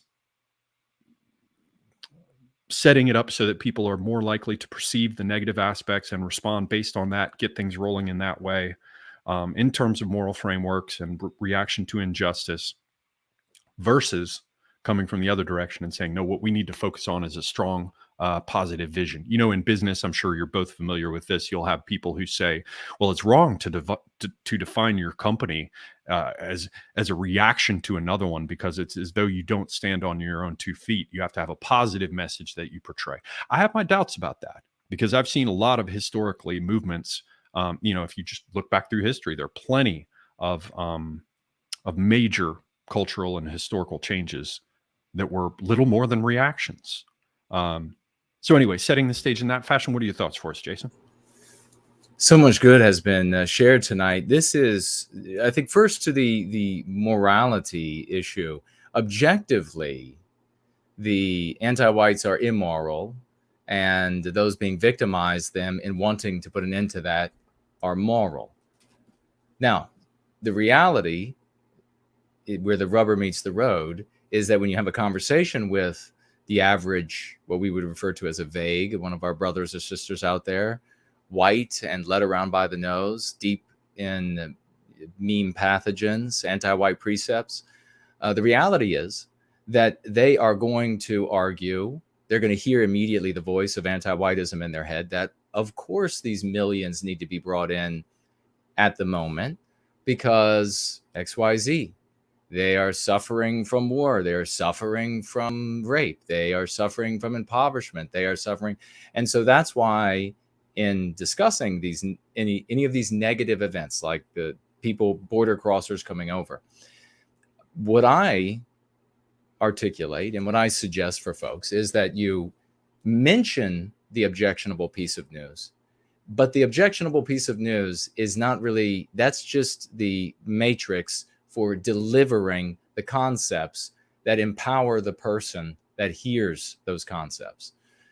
That is the most important part of it, because they don't have a phone to the deity or deities that will say, well, actually, objectively speaking, this is immoral what's being done to you all. And right beside that, for the hearer, the audience, they don't have a you all. They don't have a people. That's one of the main reasons we have to always call these things anti-white, and the ideology, the encompassing ideology, anti-whiteism, because in the objection to that, you create a people as in response. Something we need to learn, which is that our individual well-being is only attainable or primarily attainable by the group's well-being. So, of course, there is gray area there, some room to play, but nonetheless, and as we see with like these women at that Chicago museum, all the musicians up at that orchestra in Canada, and this is happening increasingly. Doesn't matter how anti-white they are. If they're white, they're going. So we need to share these things with people so that two things happen. They are able to argue a moral position, even though everything around them is saying it's moral for these border crossers to come, for example, or it's moral for them, for this whatever international company to discriminate against white people in order to bring more non-white people in. They need that argument selfishly because they're not going to care otherwise. Regrettably, we have to deal with the reality. But then we, at the same time, are teaching them that they're victimized as an individual because that group that they're a part of is getting victimized. Then we create a thought thread, if you will, and they then will come to conclusions that are conducive to their and therefore our people's well-being. So it's the exact same way the anti-whites practice psychological warfare against us. We practice our defense against their psychological warfare the same way. We provide a bow for a decision-making tree, if you will, to continue the tree analogy, where there are only a certain number of branches, choices that can be made by the individual where we're not present. And all of those choices work to the good of that individual and to the good of our people. That's how all of the arguments need to be crafted. When it comes to the negative versus the positive, people are far more are motivated by what is negative than what is positive. You can bring somebody, for example, in for their health care.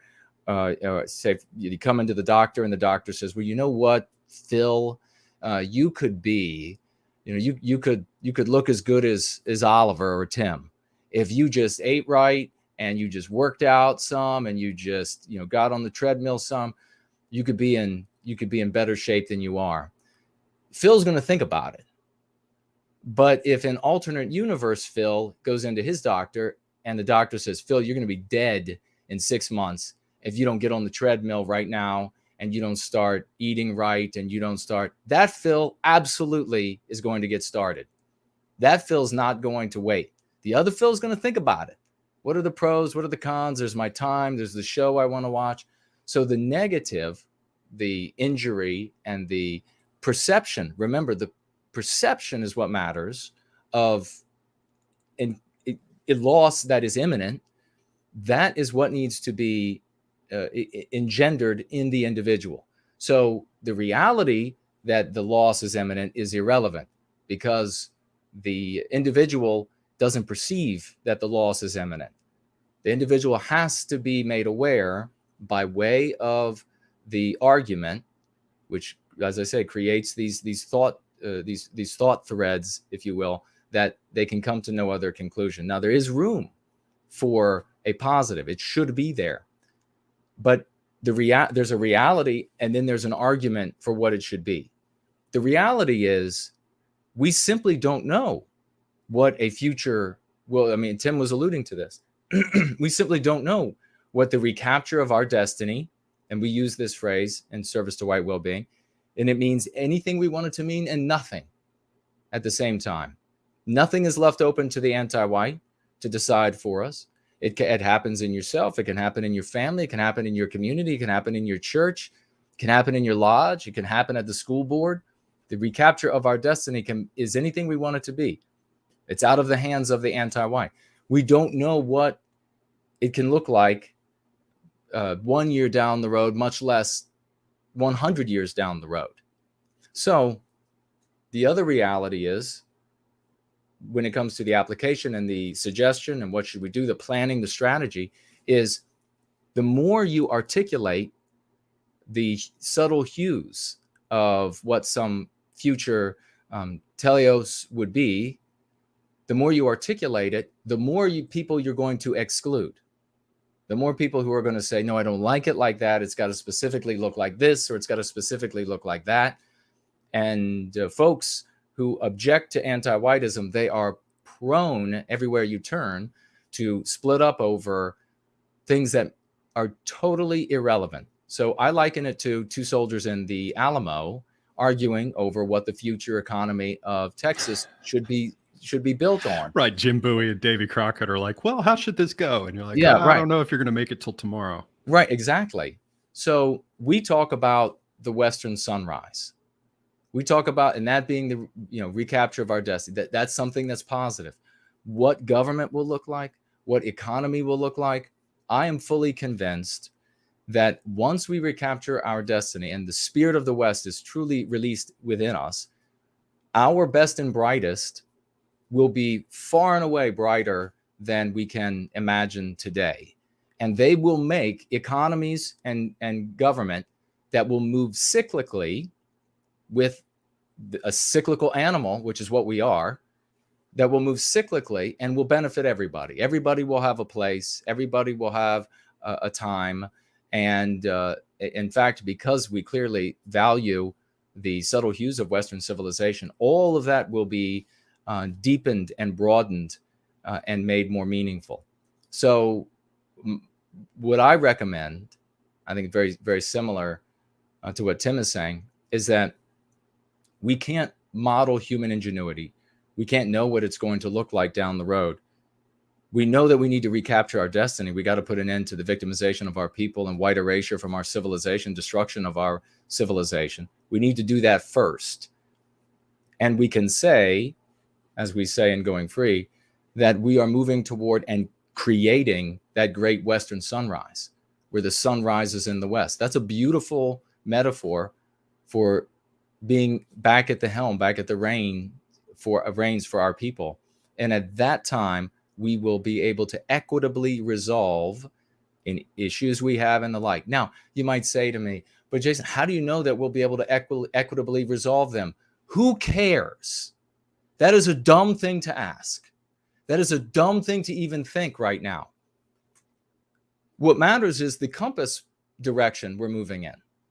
If we say now that we intend to XYZ, but we've got to get through this first, that is the best we can do.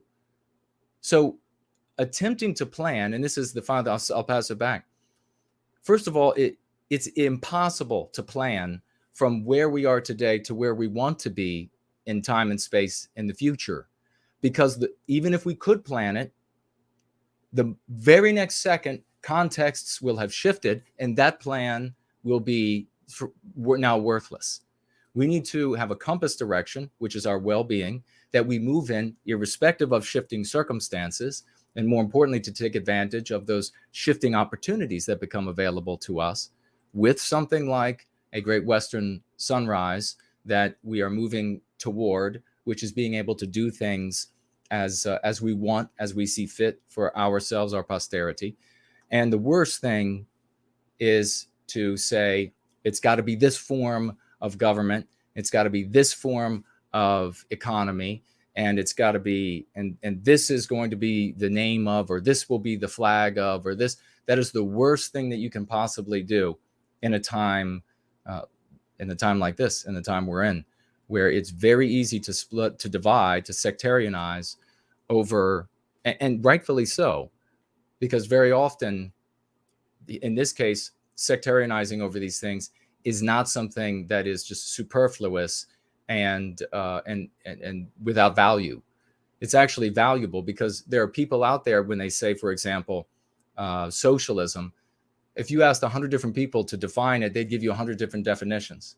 So how useful is it then to say that the future economy should look like something from the past, when people aren't even going to agree on what that was, and then how to apply it to the future? I think that when we recapture our destiny, they're going to make the old government's style of government and economies look like the stuff of cavemen. That's what I believe. Yeah, I can definitely see your point there about the image that you're marching towards. It's like, as a fiction writer, and I know you've written some fiction as well. It's not the only thing I write, but it's one of them. And I also observe when I am reading fiction. There's a sort of a line that you have to walk as a writer in your description of characters that leaves enough room for people to fill in the empty spaces, and leave plenty of spaces for them to fill in so that they make the picture their own. There's the beginning of the Tin Drum by Günter Grass. It's like you 4 pages of this guy throwing something into the Vistula, and you're like, did I need to read 4 pages of this guy throwing something into a river? It's too granular, it's too microscopic, and it's off-putting. And so I guess there's a dimension of that. You leave it vague enough for them to get traction with their own images and to sort of paint themselves into their own story. And that's not malicious. It's just simply a matter of human psychology. And I think on both your points, Tim's as well as yours, Jason, we can kind of see, in the idea of fear as a motivator versus hope for a different future. There's, in Bronx Tale, there's this scene where the gangster Sonny, I think somebody asks him, is it better to be loved or feared? And he's like, it's better to be feared. It's not, of course, the exact same thing. I'm not talking about becoming a tyrant and motivating people with fear, but there's truth in that in terms of what is most likely to get people to do something. Like you said, if you're told that you're going to die tomorrow if you don't start working out, versus you could have a great body in a year. I know which one is most likely to make someone move, at least for a time. And then another thing occurs to me, in terms of, we were talking about dialectics, whether or not it's better to talk about something good versus something bad. The very nature of dialectics themselves is they're infinitely convertible, the one into the other. So, one of the points you raised, it was implicit in what you said, and I think you were thinking about it, but you didn't say it explicitly, is that you can talk about the migration coming into the United States that's overwhelming it and replacing the native populations. And that's a negative. But the thing is that they'll just flip it and convert it instantly into a positive. It's saving the fill in the blanks who were suffering so much where they were. They'll constantly be flipping the one for the other. So that's an important point to bring to mind, that as soon as you assert it as a negative, someone's going to convert it to a positive. As soon as someone asserts it as a positive, you're going to be converting it as a negative through this weird sort of rhetorical alchemy that's literally going on everywhere since it's been pushed forward as the standard on this quote unquote battlefield, rhetorically speaking, as a kind of pill pull or this manipulative wordplay, which everybody seems to be using now. Everybody seems forced to use. And then the last bit is that you can look at it as though removing the negatives is itself a positive. Like when you're trying to assign responsibility in a legal case, they've got the test for approximate cause, if I'm remembering it correctly. I'm probably jumbling it all up. But what they do is they come in as a legal test and they say, if X had not happened, then would they be alive today? And that then can be considered a cause, right? So you can say, were it not but for X, so-and-so would still be alive, right? So you can sort of apply that to the negative things and just say, the simple act of removing these negative things that are causing the negative outcomes is in and of itself a positive. So anyway, that's all probably too clever by half. I want to ask you, both you patient gentlemen, how much time you have, because I want to just, first off, just to open the floor to anything from both of you that you think I need to hear, so I'm not constraining it too much. And then I just had a few more notes in here that I just wanted to run by you and ask your thoughts on. So how much more time do you have? If we were running to 2 hours, we've got 20 minutes left. I don't know. Do you have time to go a little bit further, or where are we with that? I didn't unmute myself. I apologize. I can probably go an extra 10 minutes or so. Yeah, I can as well. But you're muted now, Semigog. Now you're muted. All hail. All right. Yeah, then let's run this to 2 hours and 10 minutes, if that's okay with you guys. So that gives us about a half hour left now. Okay, so first I want to open the stage for the most time. Starting with you, Tim. What do you think I need to know about? Judging from what you've seen of this strategy exercise, which is going to be going on for a while, I really want to think this through. I want to hear it from a variety of people. And at the end of the day, I hope to be able to produce something that says, that talks about who we are and what we're doing, who the them is and what they're doing, what this story is about, in order to put together a long-term strategy that can further identify the movement as a positive, and facilitate and generate elite conversion, and make it easier to raise funds. Because everybody talks about what you can and can't do. If you got money, that whole picture starts to change. Were it not but for our lack of money, yeah. So in the future, I hope to put that together. But, given what you've heard about the prospect, and, you guys have seen stuff with my channel, you've had me on as guests. What do you think I need to know about based on the long experience you've had in this space? Don't feel constrained in any way. This is where you take the floor and you say, well, you've been talking about this crap, Oliver, but I want to talk about this. What do I need to know that you think I probably don't? Or what do you want to share with me that would make it less likely for me to screw up or more likely to be successful, that kind of thing? Starting with you, Tim, if you like. I think you have pretty good, you've listened to various different shows I've done that I told you would be important to understand the greater overview. There's one up on YouTube still, The Power of Memes or something like that someone did a lot of. An artist went to town on. You can get my basic strategy right there, which is the basic strategy of getting out a message. One of the things we have to back up and think about is when our enemy puts out a message, and let me give you an example. I used at the first convention of sorts I was asked to speak at, or forced to speak at, because everyone wanted to realize what was going on out here. It was in like 2011, 2012, whatever. And I was pointing out at the time a particular meme. It was Neocon in origin. That group had put it out. One introduced it. No more than half a dozen were on that particular message. And a message everyone watching this has probably heard about it, especially you. Ahmadinejad is going to wipe Israel off the map.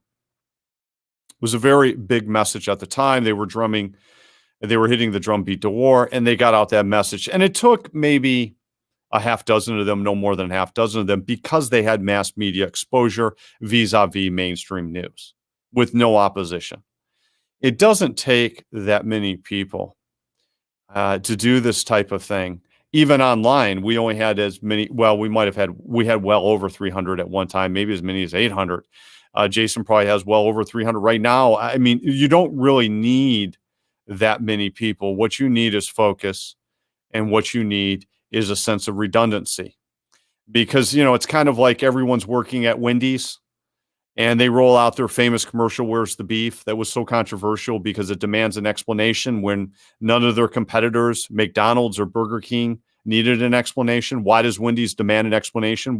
Where's the beef? Where's the beef? That was the controversial nature of that message. But that's what the genius was. They were setting up on corners across from these competitors. How are they going to differentiate themselves? Have it your way. Well, they couldn't just do something that simple. They had to come up with something out of the box. So what we always have to do is come out with something from different angles, something out of the box, something unique, something that's meeting a need. Like I did in the first podcast, what does someone called a racist? You're just saying that because I'm white. Anti-racism is just a code word for anti-white. Something like that. You got to come up with something that fulfills a need. If you're not fulfilling a need, you're not an activist. Not talking about an ego. I'm talking about a need. Things people need. And it could be just one thing and you can focus on. But I think I keep things very, very simple. Maybe I got sidetracked there. What was the question again? I'm sorry. No, it's good advice. Basically, the question was, what do you think I need to hear about? There is no specific question. It's what do you think I'm going to profit most from that you have experience in and would share, to be like, don't fuck up that way, kid. Excuse my language. I think that I'm interested to see what you come up with, because you have a lot of experience in other things that I don't have experience in. And we're at a different time now than we were. 2021 is not 2009 or 2015, right? Things are the same, but they're changing. Most of the stuff I've worked on is virtually used all over the place. I'm at the last drill. We want the ethno state. So I'm curious to see what other people come up with and look to push anyone out to the forefront with good ideals. So by all means, and anyone watching this, swing for the fences. Don't worry about trying something crazy or creative, or as long as it's legal, do it. That's what I say.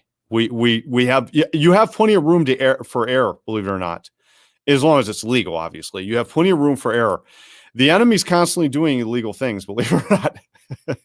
And they can't really mess up a whole lot. When they go big, it's got to work. It's got to work or they're in trouble. I can give you plenty of instances like this currently that might get us kicked off YouTube. But if get his credit.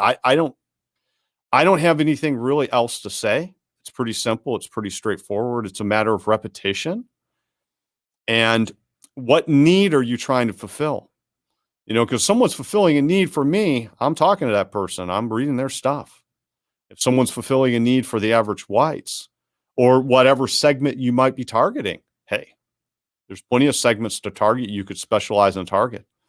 Not have to be so macro, be a little more micro, but what need are you fulfilling? So why are they going to want to follow that? Why are they going to want to pick that up? Is it exciting to listen to? Are you giving them something to say because they're getting beat over the head with a bunch of anti-white nonsense every day? Are you giving them some strategy to deploy for their boss at work? Those are all good topics. That would be it. Right. So essentially, it's like what they call in marketing and advertising and promotion and branding need states. Answer a need state, or what's your unique selling proposition or your value proposition, and the rest. Right on. Okay. So Roger that. Moving over to you, Jason. If all the world were a stage at this moment, and you were able to tell me what you think I need to know, or for that matter, anyone who is going into this, either or both, what would that be? Well, if the world were a stage, I'd turn it over to everybody doing great things in service to white well-being. But having said that, what you're really asking a 60,000 foot view kind of a question. I would say you do not want to remain inside of their story and craft anything. Everything that is crafted in their matrix, their anti-white narrative, will fail because its presuppositions, its premises, etc., are all designed to benefit them. So everything, and you were mentioning it a moment ago, everything that you have that you can argue inside, and we see this, and we've seen this for so long, within the white sympathetic sphere, is there are a handful of tools, and that's it, that are available to those who remain inside the anti-white narrative. And they always lose. And ultimately, they might have some smaller victories, but you have the sarcasm, irony. You have the identifying the double standards, hypocrisy kind of stuff. You have here's the data.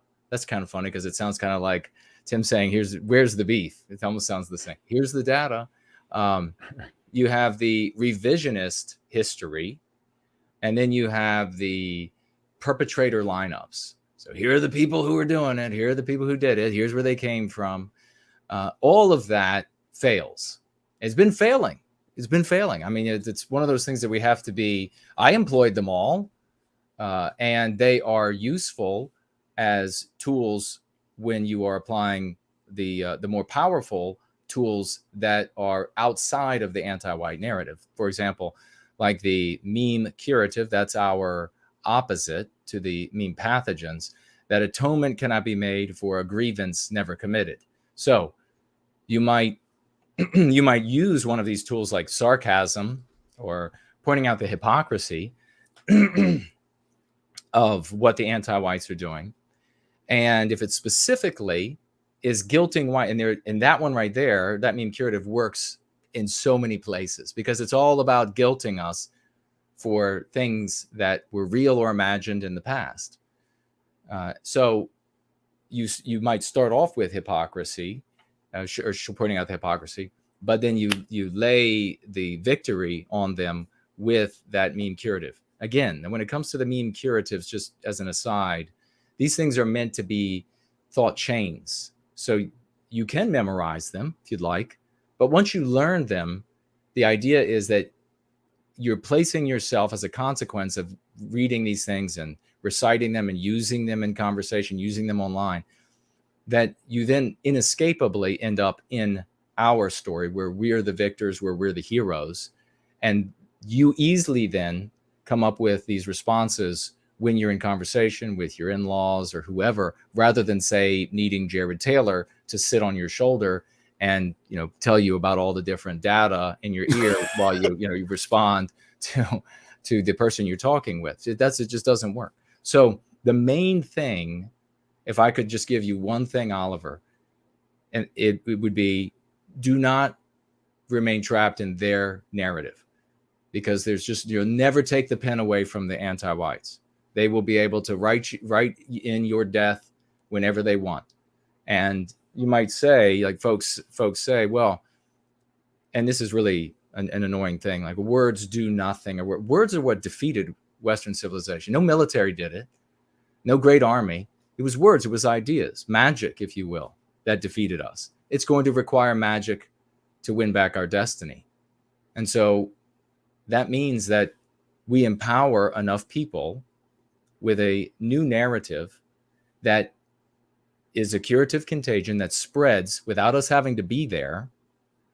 That's what we work for with Going Free. That spreads without us having to be, without folks 100 people down the line even having to know, 2 people down the line, where it came from originally. So that as that spreads, the context, the societal context that we're in, changes by our own industry, by our own efforts, by our own volition. Then the ideas that the anti-whites would like to implement, their strategies, the harm they would like to inflict, has to move through that milieu. It has to move through that water, if you will.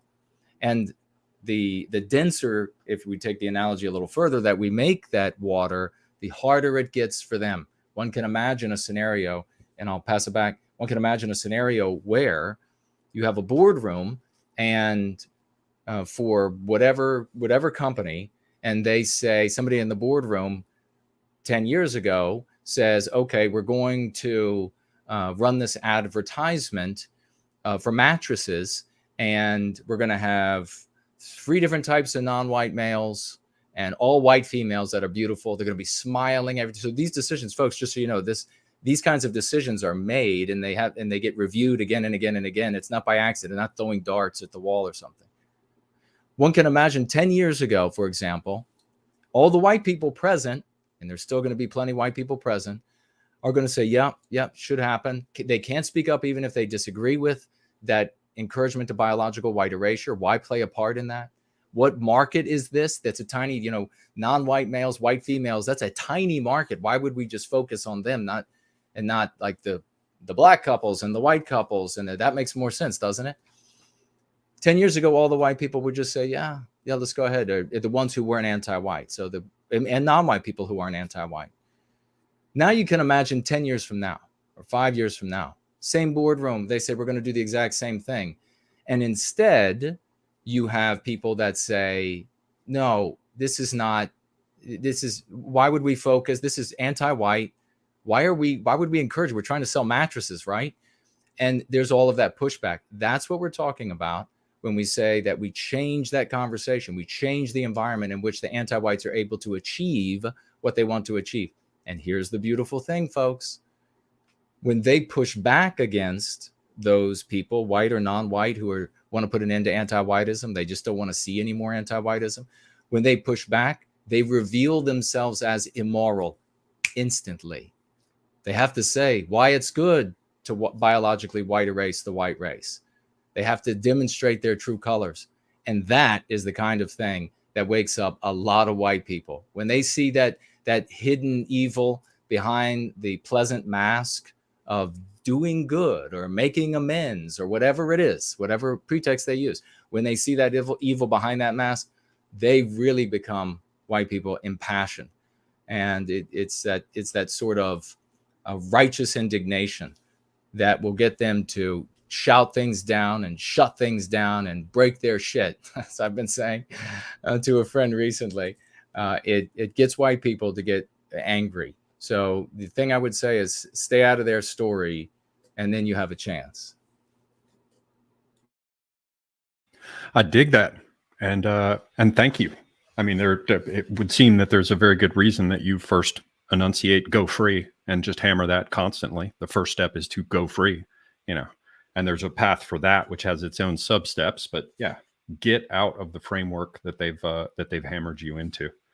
For those who are not yet operating outside of it, yeah, and definitely don't allow them to establish the definitions and terms, because that's the way to win the argument, as you and Tim have mentioned on many occasions, many contexts. So, like I said, I just had a few. These are just quick questions, so you don't have to go way deep into it unless there's something that really occurs to you. We got a few minutes left. I also want to give you guys time to again push your channels and share the links and talk about what you're doing or have coming up next. So we don't have a great deal of time, but what would you guys say? A quick take on it. It's like a lightning chess round, right? What do you think the biggest thing that everyone has to be careful about going out there and doing anything in this domain is?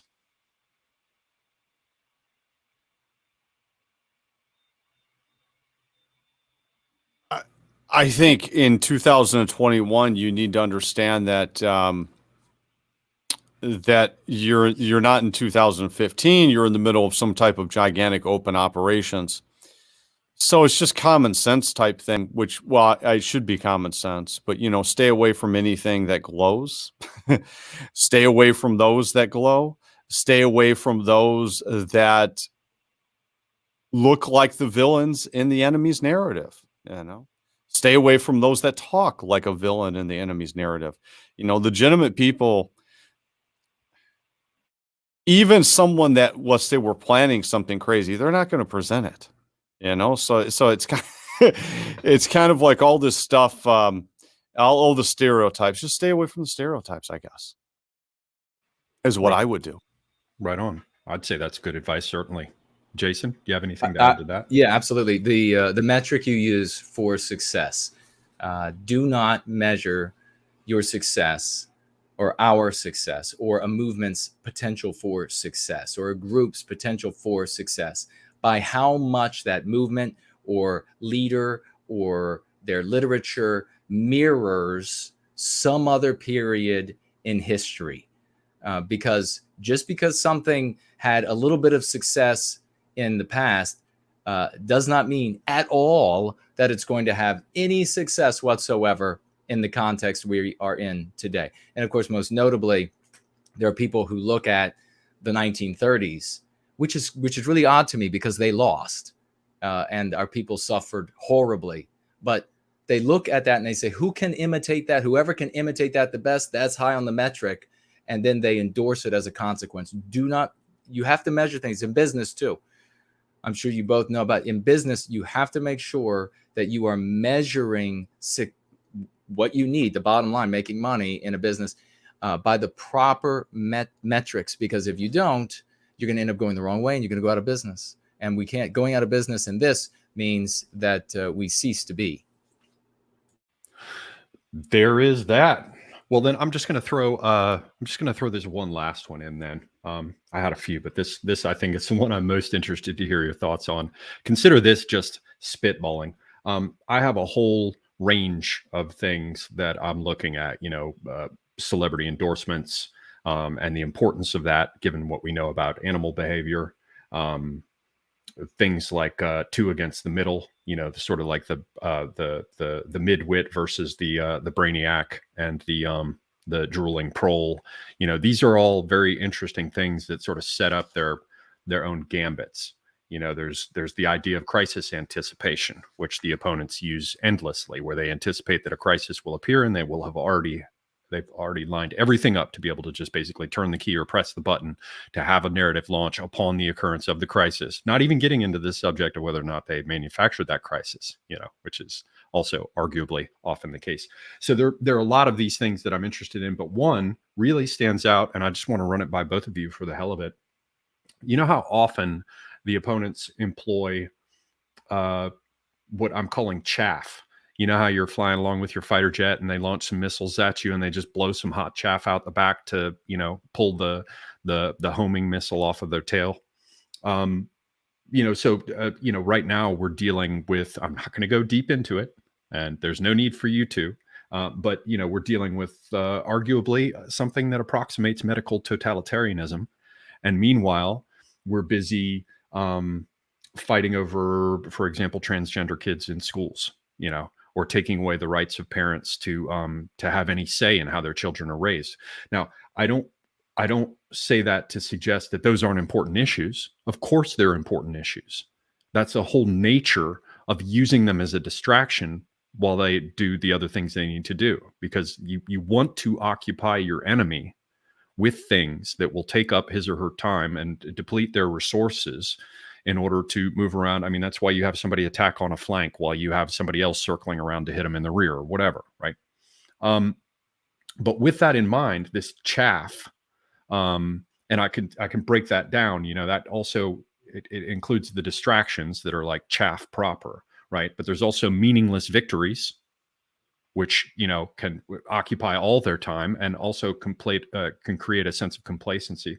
But there's also defensive posture triggers where you can force them to bow up and begin to behave defensively, and at times and places where that's very much not in their interests. So anyway, just sort of under that category of the idea of chaff and distractions, which have been used so effectively against us, have either of you guys ever given any thought to hot potatoes like that can be thrown into their hands? Metaphorically, rhetorically speaking, just for the hell of it, maybe not, but I figured since you guys have been hammering at these kind of subjects for quite some time, I'd at least ask.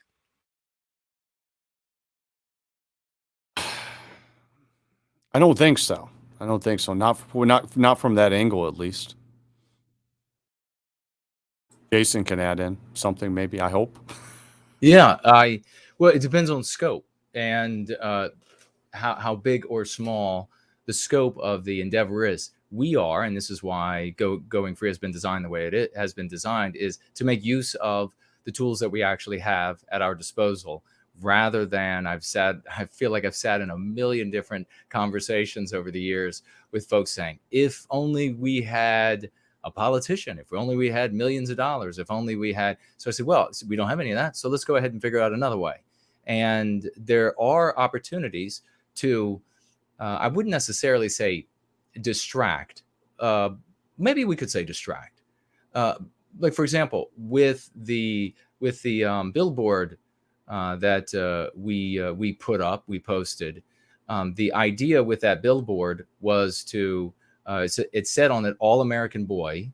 And the idea was to get folks into the website. The idea was to get folks to go to the website and to find out more. And at the same time, to get the anti-whites to attack the billboard. It was painted in the same Trump type of colors and theme and everything, right in a part of the country where there would be a lot of campaigning and it would be ferocious. And so what we ended up doing was we ended up getting the anti-whites focused on their claim, their stereotype, with the bait, if you will, and ended up getting infinitely more publicity for the work that we do as a consequence of the billboard being defaced in the final 3 days of possessing the billboard. So, because then they came, the reporters and all came, and they interviewed me. They had to interview, I think it was 4 different groups, anti-white groups, to try to find a way to overcome the arguments that I used in Going Free with the reporters, and they couldn't. So we ended up looking magnificent. And this is what keeps happening. We end up looking magnificently everywhere they report on what we're doing. So in a way, I guess it's a built-in distraction for them. And it's very easy, I guess, fishing for trout or whatever it is. There's a specific couple of lures that's always going to work because genetically they're predisposed. Same sort of thing with the anti-whites. We can manipulate them where they look, maybe like a magician is another metaphor, manipulate where they look and have them strike somewhere so that we can say, we can grab the serpent or what have you and say, ha, to the public, look at what we have here. We have the anti-whites revealing what they really are. We don't have the scale, maybe that to be able to speak largely enough to get to enough people to do it on like a statewide or countrywide or something like that. But we can do it in our own marketing and our own leafleting and our own advertising. And it's actually, geez, Elaine Sabatino has manipulated the media 6 times with the slogans and the concepts we use in Going Free beautifully. I mean, they've even had to go to the point of going back in time and to a different county to talk about something happening there to try to demonize us. And that ends up revealing the anti-whites for what they are to all of those readers.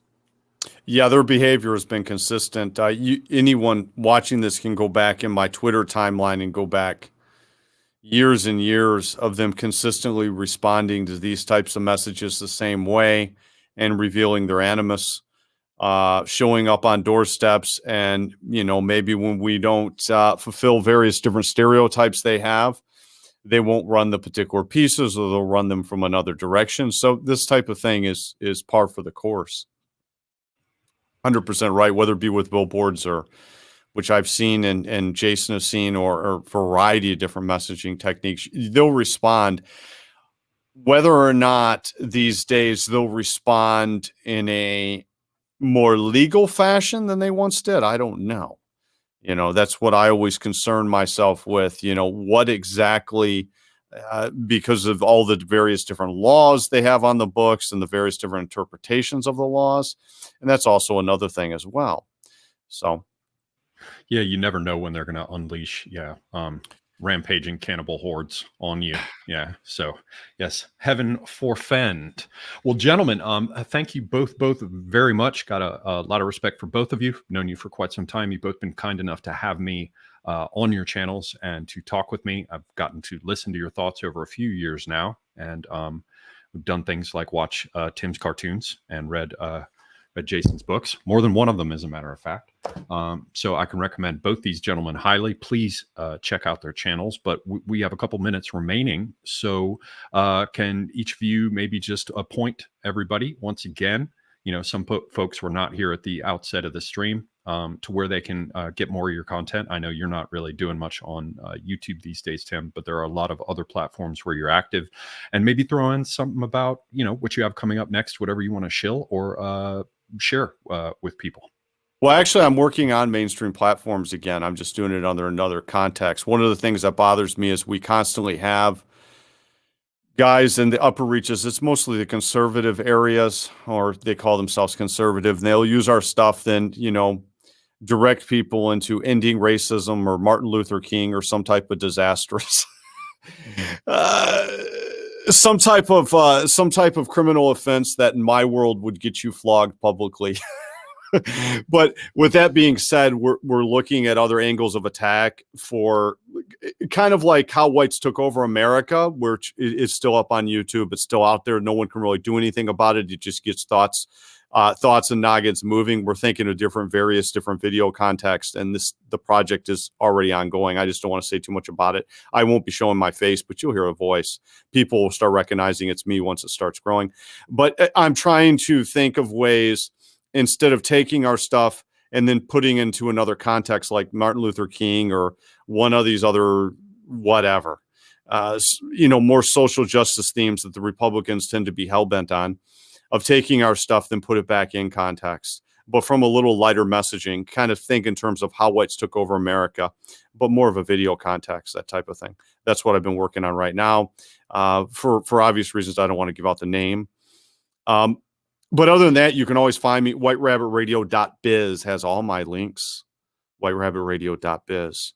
But I try to put my efforts into places where I think I can have had an impact in the past, and where I think I can make a difference very quickly for our side, or at least try. Well,